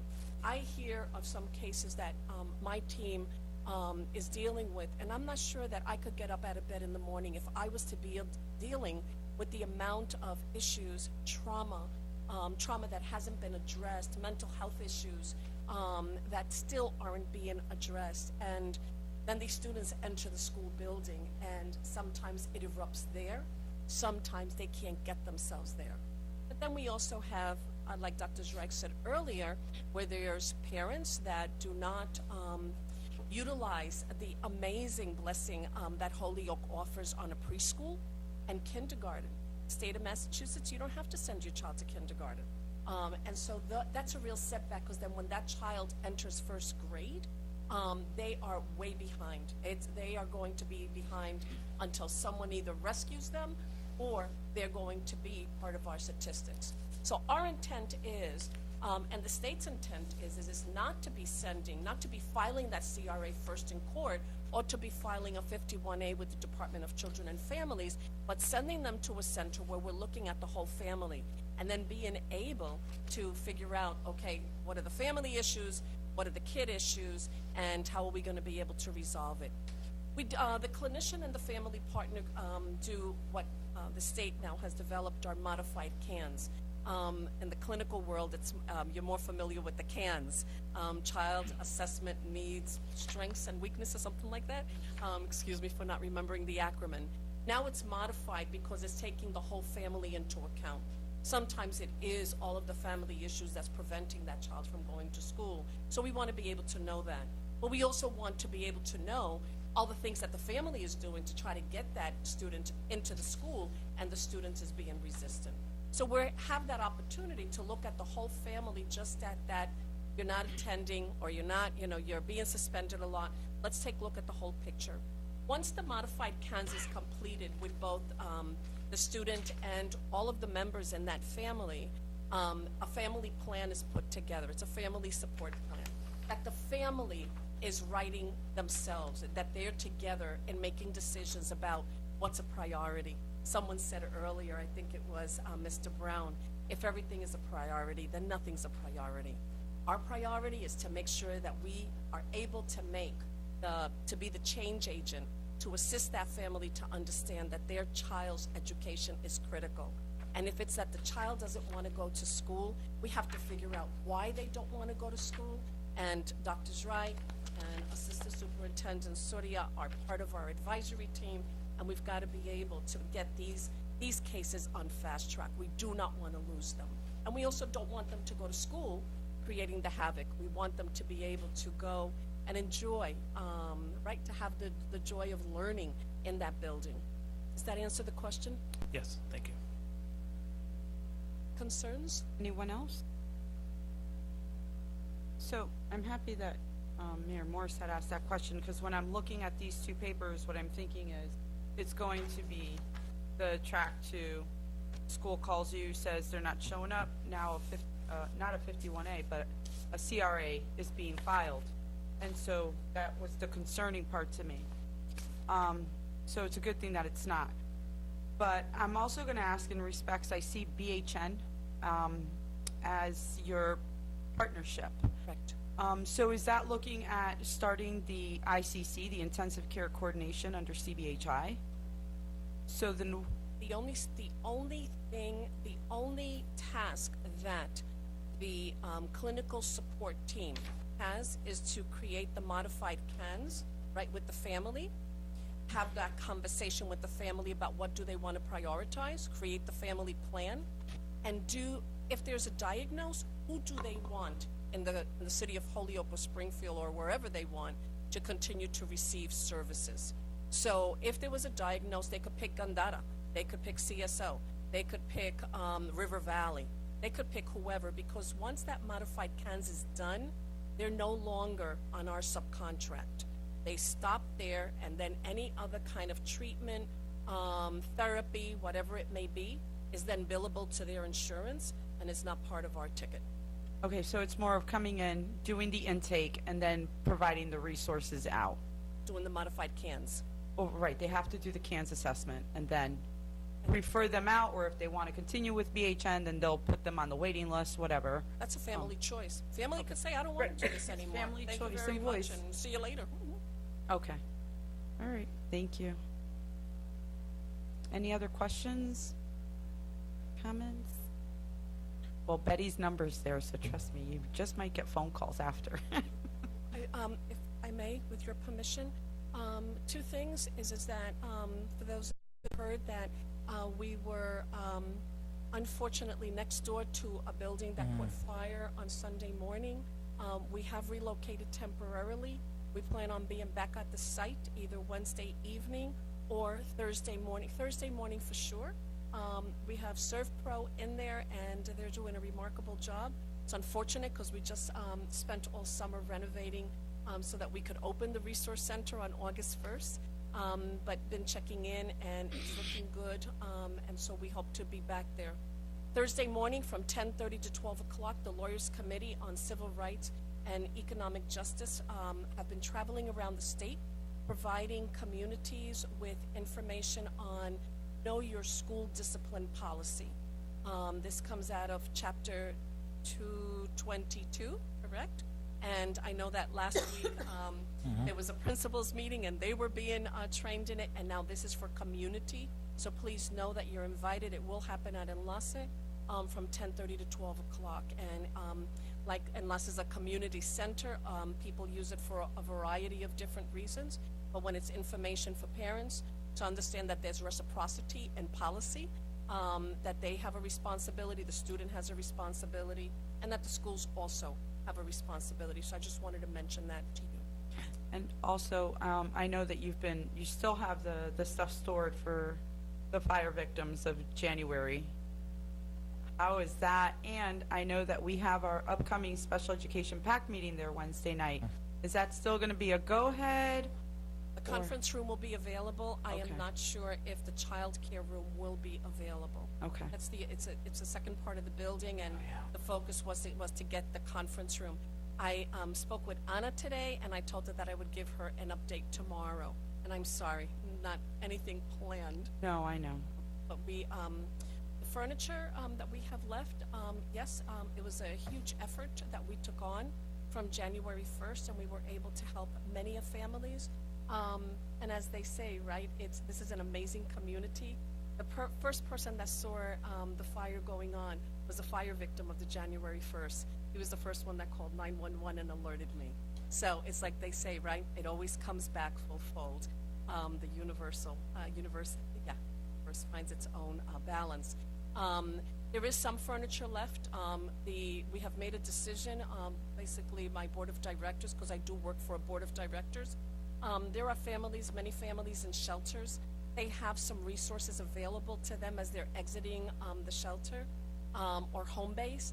Unfortunately, we also have a very large population coming in from Puerto Rico, South America, Central America, that do not have those resources. So we want to be able to keep as much as we can for those families that don't have those other opportunities, even though everyone needs the families that are coming in that do not receive any kind of public assistance and don't have other resources, that they at least have, they're able to take what is it that they want. But we're no longer in the furniture business. Well, thank you so much, Betty. Thank you, Betty. Thank you. Very much, Look forward to working with you. So next is just wanted to give you a brief update about our district dashboard that we're rolling out around. We want to be more publicly transparent with some of our data as a and Aaron, who's our chief of strategy and turnaround, is just going to quickly update us. You have a letter from me in your packet, and then some examples of the dashboard and things that we're monitoring both at the school level and the district level around outcomes, and so that we can track improvement and progress in the next year. Great. Good evening, everyone. Thanks for having me here. It was great to be here tonight, especially following Morgan's presentation. Allison and Katie DeMars, her assistant principal, are really fanatical about being data-based, and the only school that will call me in to say, hey, why doesn't this number make sense? And the only school to call me up and say, hey, let's pilot On Track for K-5. So I think that shows the power that data can have when you use it well. They make sure the information's at their fingertips. If it's not, they find it. We want to make it easier for school leaders and their teams to be able to make that information readily accessible so that they don't have to hunt in many different data sources to have it. So the data dashboards are really a way for us to operationalize this excellence. You have to measure, as you know, measure and monitor your key performance indicators to understand where you've been, where you're going, where there are successes to celebrate, and then where are there areas for improvement. And we need to be able to look at that data not just at the district level or school level, but really by grade level, by teacher. We've been doing that since January or February of this year. We did the cabinet dashboard, and we've seen we saw some significant improvements over the 6 months. Of course, there are some areas where, we're like hitting ourselves over the head, like, I wish we didn't do this in January. We should have done this in September. So we're doing it in September now. But some examples of improvement were increased compliance on IEPs, increased percent of teachers being evaluated multiple times, a significant reduction in the number of open tickets for facilities maintenance and technology, and then going to the school level. Steve was texting me at Friday because I told him he'd have the dashboard by Friday, and so by end of the close of business he was texting me. He currently has a copy of it in his lanyard. So we're really, with schools, we're going to really had this. We had this first round of a snapshot. He already made phone calls. You know, we had one school that already had a couple of suspensions, more than other schools, and we're wondering why is that. So it's so wonderful to be able to have that conversation on September 15th instead of December 15th when you're, you know, when you're waist deep in suspensions or whatever the challenge might be. And we know that principals are busy, and so this is a way that we can help support them in having the data easily accessible. And get ahead of the things like the questions you guys were asking beforehand about chronic absenteeism. We, you know, when you're in January and you're neck deep in, you know, in 20% plus students being chronic absenteeism, it's harder to crawl your way out of that versus in October. So that's kind of the vision behind the data dashboards. It's really meant to increase accountability, but also increase support. It's not supposed to be a gotcha. Yelling at anyone about a metric isn't going to make life better for kids. So really it's about how can we put information in the hands of people who need it so that we can make school as great as it needs to be for all kids. I'd be happy to take any questions. Can I just also add that we really feel strongly that Mr. Brown said about, you know, priorities. We don't want too many. We've really focused on, we read a book called The One Thing. We want every department to focus on one thing, one data point. So in the case of, you know, Anthony, you know, he's got a facilities data point, he's got a technology data point. There's many different things we could focus on, but one key data point. In HR, we want to look at recruitment. And so schools have a little bit more because they've got a lot of things happening.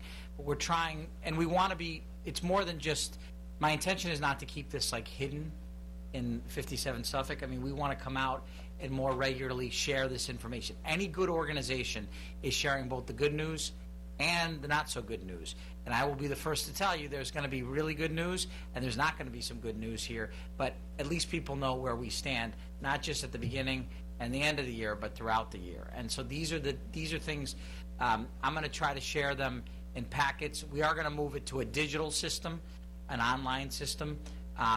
Speaking to the technology questions we got, want to move away from paper, but we want there to be more, you know, public accountability around things that really matter. We think in improving the school system moving forward. So you can expect to see this over the next couple months. Yeah, at the school level, like Steve's little printout is just the first draft.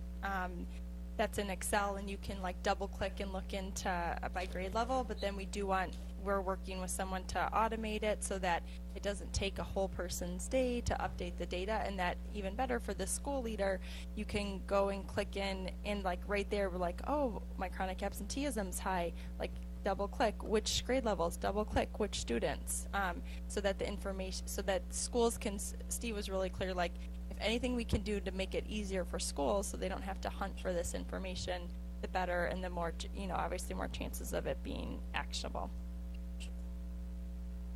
Any other questions? Just Mr. Bruno? Just one or two. Sure. Just on page 75, was this just this is just an example of what you're showing us, right? Yes, it's purposely There's no empty. information The numbers in there. were on the bottom, what that meant. It's just numbers that probably don't belong there, just something. Oh, I'll take a look. Sorry, I was trying to clear out last year's templates. That's probably what it was. It probably was just saying for 3900. Yeah, new tickets. Yep.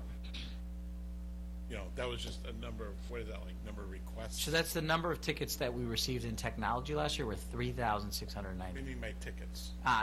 Anytime there's a problem, With a technology issue, they submit it. They have to submit a ticket. So I think that's for the whole year. My guess is there Yeah, were I think so, too. 3,690 tickets, and then we closed 3,956. Some of them were from the year in advance. That's why there's more tickets closed. Yeah, so these numbers were just last Yep. year type things that Yeah. were not that. Okay, I just was wondering why there's numbers for that and nothing else. I know Yeah. there was something to be said by that. So what I have here has the numbers Okay. for the first week, for the first couple weeks of school. So And if we're going to be sharing that information, I think it's great, because what you get from a lot of people is, oh, there's so many suspensions at the school. They're not safe. They're not this, whatever. I think it would help if you broke down the categories perhaps as to, I think when somebody says suspension, they automatically think it's for like a fight or something like that. When in reality it could be for being chronically absent, or it could be. Well, we wouldn't suspend for absences. I mean, I think years ago they did, didn't they? For a number of. The point's taken though about like Or why I mean, are we not absent, suspending? but I'm sorry, tardiness. They may have in the past. Right, that's what I mean. I'm sorry, tardiness, not right, which was to me ridiculous because I'm staffed or make up the time that they're tardy. So yeah, I think it was something. Those were like big numbers, which was craziness. I thought, but if there's a way to break it down into what, or do we want to do that? I mean, you want to be open? Do we want to, what the reality is? And then for chronic absences, just going back at that real quick, how effective are we at talking to the parent or the guardian of the child and making it clear to them that this is a huge issue? What other? I mean, if a child's, let's say 14 and above, maybe even 13 and above, then sometimes parents do have a very difficult time, and maybe they're in let's say you having a child that just won't listen type thing. But under that age, it really has to be the parent's responsibility to make sure they're in school. And I just don't know what is the seriousness. Yeah, How do we just say, hey, you got to get your student to school, okay, and then nothing happens? I mean, what is the follow-up to that? I'm not saying. Yeah, so I think building relationships with the family, bringing families in. We are asking every family in the district this year to sign a student success contract, which is around attendance, which lays out what our policy is, just so people know clearly what the expectations are, and that they set a goal for their child for the year. Everybody, not just, and I'm sure I will get complaints from certain parents, because I did last year when we sent it out, because some parents feel like it's their right to keep their kids out of school when but it does have consequences, right? So we are going to have every parent send out a contract. Part of the protocol is before you can even get to the place where you fill out one of these CRAs, you have to have met with the family. You've had to have a conversation. They won't even look at it unless the school has done it's done its job in having a conversation first before filing a CRA on a family. But it is a parental responsibility. I think it's just great that you have this weekly or monthly reports, because then you can target. Ask exactly questions you don't like have to that. wait till the end of the year and say, oh, this is what we should have done. We can address it, so that's a lot better. And that's why technology use has to be done from every aspect. One of the things we're looking at too, will be grades. Every 4 weeks, we're pulling grades from every child from middle school to high school, and we can see which kids are off track. That's a data point we get every 4 weeks, because you have progress reports, then you have end of the term. So we'll get to drill down to every kid in schools to see where we're seeing high numbers of failures of kids. I should have brought this up to Principal Brown when he was here too. Now, I don't know if they still do it, but when I was in school, if you were on an athletic team, the coaches got the 5-week report card, or got the notices, and they had the conversations with the athlete.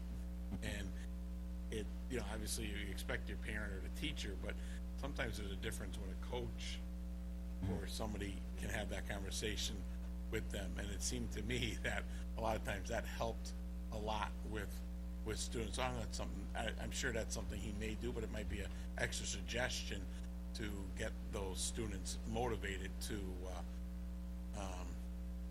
get back involved in academics, because you're not going to be playing or anything until you do those things. Some kids respond to that more than they do anything else. Mr. Hershane? I guess something that I took up with Principal Brown, and my concern is we're going to have these reports going out to administrators, and this is going to go out to the public, but what about the parents themselves finding out that their child's been absent so many days?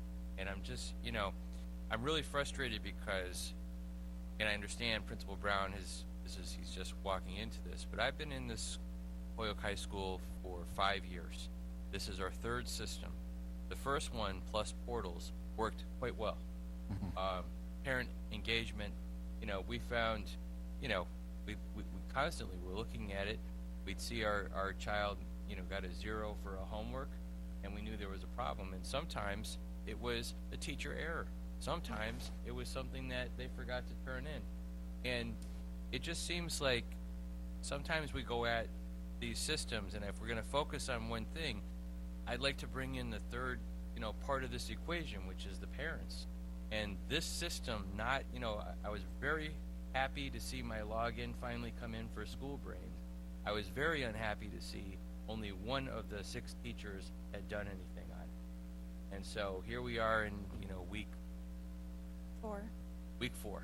Okay, I don't know what's going on. And if I don't know how many days my child's been absent, I don't think she's been absent, but I don't know. You're not going to have my support, and your numbers aren't going to be as good as they might have been if I knew the moment she was absent, something came out to me, because they would not be absent again that week.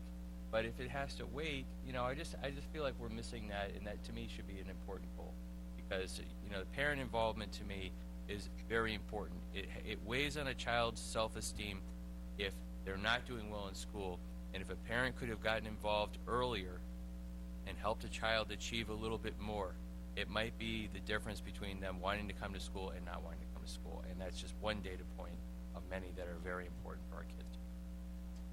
Yeah, I think it's a good point. I know that with attendance as an example, like I was with a parent today whose child was not in school, and she got the call from the school at that moment that the child was not in school. So that's it. And I think some schools are better than others. But to your point about grades, I couldn't agree with you more. I mean, that's a culture shift. I'm confident I'm glad the system is working, but that's not so much the system issue as it is a culture shift and an expectation that people are entering information. Because you're right, parents should have that information well before the end of the term. Yeah, it's just that this is year 5 for me. Sure. And I think that we've tried, I don't know how long Plus Portals was in place, but this isn't a new thing. I think Don was speaking to that as well. This is not a new thing. Mm-hmm. This is something that, it's really important. And I know that not enough people were trained in School Brains, which is why we had just really horrific first couple of weeks. And I don't want to, it was not Principal Brown's, nothing to do with him. And I really felt bad that our first conversation was about a major concern. But to hear there were juniors and seniors with gaps in their schedule, to not know what you're doing, and you're in week 2 and 3, and it went on for quite a while. And it had to do with training on this system. And I think the lack of teacher input has a lot to do with training on the system. And to me, that should be a priority where if we want to get everybody on board, we need to spend the resources and make sure that this training occurs, that expectations are understood, and we have people doing it. Yeah, I just want to reiterate what he said. I don't believe it's the system. I don't believe it's the technology. I believe it has more to do with preparation and the planning around entering information. I don't think the one system over the other. I mean, School Brains has some features that are much better than a prior system. I think it has more. I don't want to. It's an easy cop out for me to say that it's School Brains' problem, or it's a lack of. I think people have gotten the training. I think it's about also accountability for people around entering information, doing things well in advance. Holyoke High has a history of not completing schedules till late. That's more of a larger system issue. Schedules should be completed at the very, very latest end of July, beginning of August, so you can run them and give it to people ahead of time so they can see where gaps are. We could be doing on paper and pencil. It doesn't matter. That's a systems issue that we've got to fix.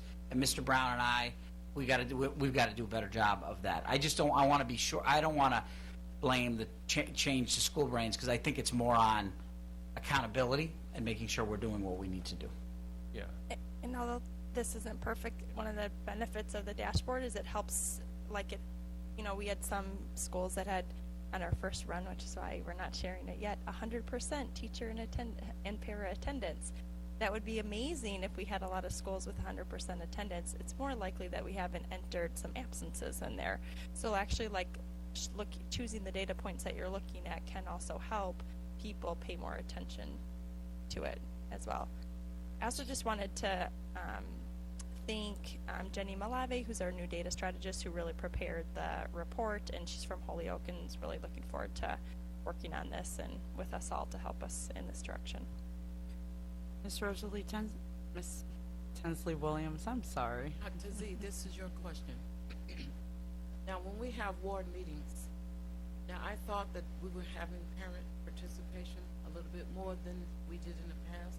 So, are we having it or what? I mean, what's going Yeah, so the first board meeting, I believe, is Mildred's next week, Monday. You want to say anything about that, Mildred? Sure.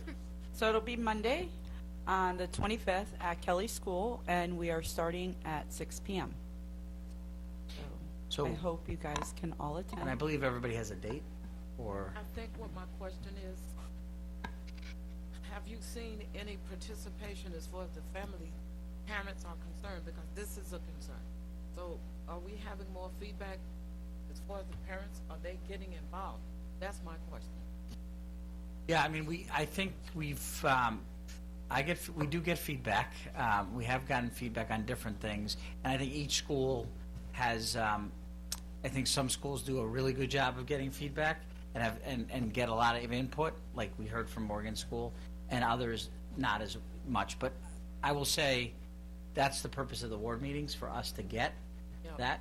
And I know last year we waned on some of them. We had a few, so I'm excited that we've got those in place for this upcoming school year. Because when you first came, we had a lot of meetings, and a lot of parents did come out, and I was thinking that that's what we're aiming to do.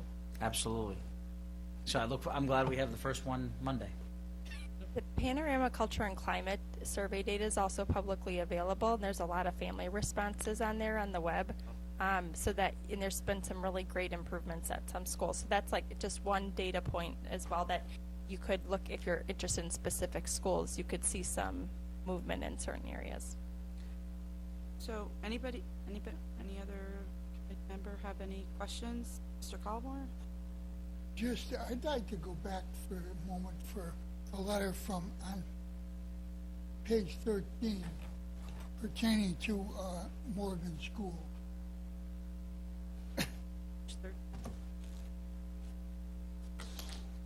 Dr. Reich's been here for 2 years now, and I think he's been doing an excellent job. But why can't we ask the commissioner, the acting commissioner, to say, are we ready to go to level 4? Why should we be staying at level 5 if we're, like tonight's performance about Morgan School? And that's an excellent thing. Why can't we convince the commissioner to say, hey, the city is doing better. And this is what we've been looking for, to improve our education, to do better in the city of Holyoke. But by doing that, you have to tell the people out there and the students that our school system is doing better. So why can't we convince the commissioner to say, can you say whether it's the school district or just an individual school, take them out of level 5, put them into a level 4 system? Is that, Doctor, is that your prerogative to do that, or is that come under the commissioners? It's not my prerogative to make those decisions, but I will say, in Morgan's case, Morgan School, I think it's well on its way to getting itself out of level 5. I think it's a little soon because it's going into its 4th year, but I think and it's struggled its first 2 years. But I will say I'm optimistic, and I will be the first to try to make a case for Morgan School to say that it's on a path for exiting level 5 status. As a district as a whole, I think we still have a tremendous amount of work to do. I don't think the progress is sustained. I think we've seen dips in places and increases in others. That's I think a bigger conversation. In the case of Morgan School, though, as one school. I think we're getting closer to a point where you can say that Morgan School should be if it continues on its path, I think that's a very justified conversation to have with the state pretty soon. Mr. Brunel. I was just gonna say, if you turn to page 14 of it, 13 is pretty, direct and blunt, but page 14 really gives school credit for what they've accomplished so far, and are just telling, we're still below, but we're doing a great job, and let's just keep up the work. So I agree with Dr. Reich. Maybe in a couple of years it is something, but page 1 you're looking at disappointment, but page 14 of it, it really is a good kudos to that school for to turn around the improvements that they're making.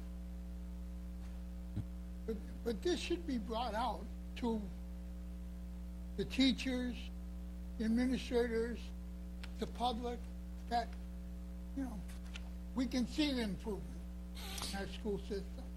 Whether we go to, whether we're ready to go to level 4 or not, we don't want the public out there to be thinking, how long are we going to stay at level 5? The public wants to know, the status of our public. And by saying we're going from level 5 to level 4, then they know that there's an improvement out there. Yeah, and I think Morgan, in the case of Morgan, there should be more public celebration for the improvements that they've made.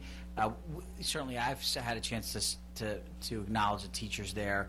I know the families feel strongly, but publicly, I think more can be said, especially as they've just completed their 3rd year, and we see some of the success they've had. So I think that's a point well taken.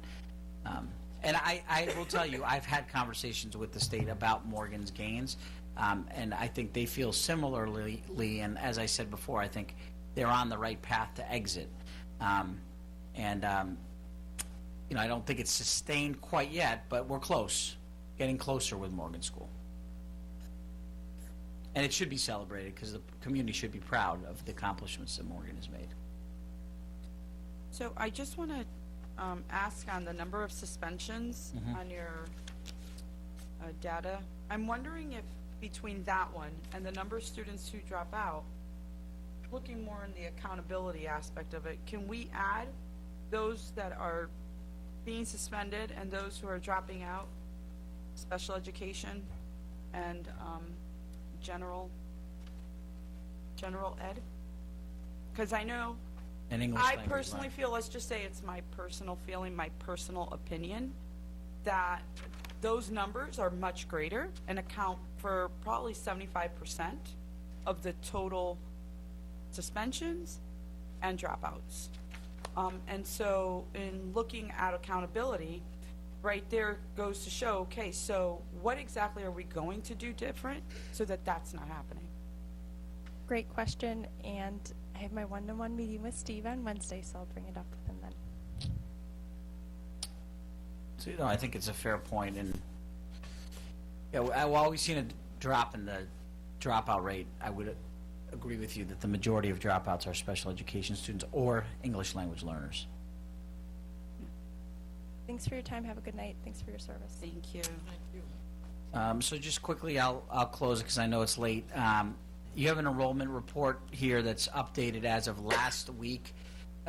It's still not, and it's not going to be accurate until we withdraw everybody and we continue to get students arriving. I would say the important, we all want to know what the October 1st count is, because that's what's going to inform our budget for next year. It seems like we're close to the same enrollment as a year ago. It's close. It seems pretty stable, but we'll see in another week. I did talk a little bit about class sizes. I'm most concerned at the high school level. I'm not as concerned at the elementary and middle school level. We have a couple areas that we met about today, but by and large, the class sizes are pretty strong. Are in pretty good shape. K-8. We have a couple of pockets that I'm worried about in a couple of schools, but we're going to try to watch the enrollment at those schools. The high school is where I'm most concerned about, and so that's why we're in need of hiring some additional staff there.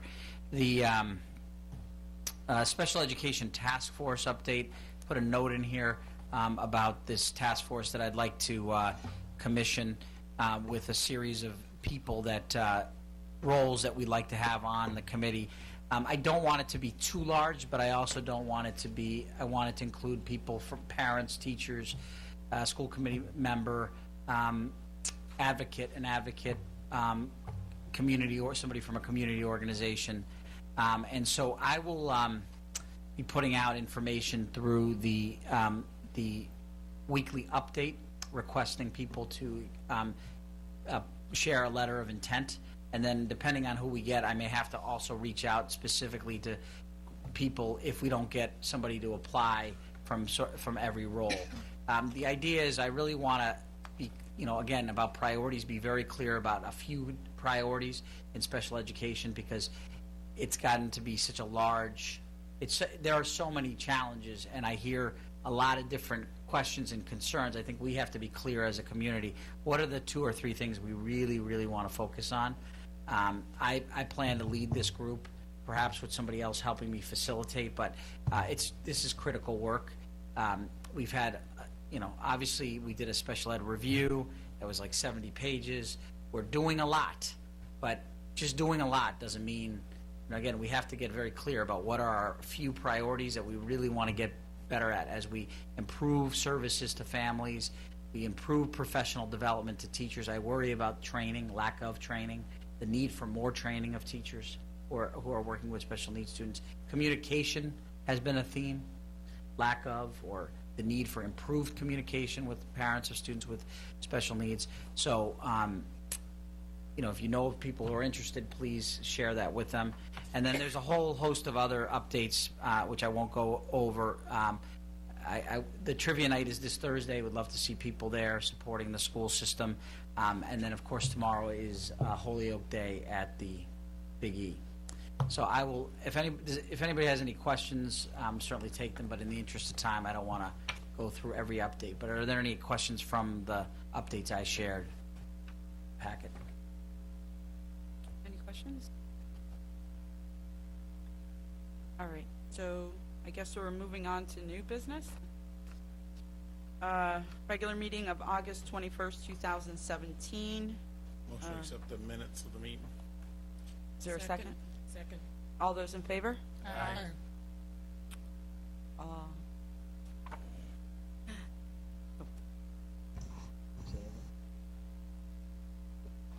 Any announcements? Old business, Old business, yes. So, the annual meeting of the Massachusetts Association of School Committees is coming up November 1st to the 4th in Cape Cod, and so we need a vote to elect Irene as the voting delegate, Irene Feliciano Sims, and Mildred Lefebvre as the alternate delegate to the assembly. Is there a motion? Move. Second. Second. All those in favor? Aye. All those against? Nay? All right, so announcements. So, Miss... I just have a quick announcement on the library. You all know that this month, September, is Library Awareness Month. And they wanted me to just mention to the parents out there to make sure that their children have a library card. And if they don't, please go and see Maria at the library. Thank you. Thank you. Miss Feliciano Sims. I just want to say thank you guys for allowing me to be the voting delegate. I do have the resolutions if you guys would like to look at them and have any discussions, because again, at the end of the day, I'm voting for us as a team. So just wanted to give you guys an opportunity to look at the resolutions and maybe we can have a discussion. I know that the CPAC, the Special Education PAC meeting, I'll reiterate on it again, has their first meeting upcoming on Wednesday, the 20th at 6 p.m. at Enlace. That's at 299 Main Street in Holyoke. It's not, so the topic is on bullying, but it's also going to be the elections. So any parent that wants to nominate themselves or nominate someone to be as one of the officers, chair, vice chair, secretary, that's the night. So I encourage everyone to come out. The Special Education PAC Advisory Council meeting. What night?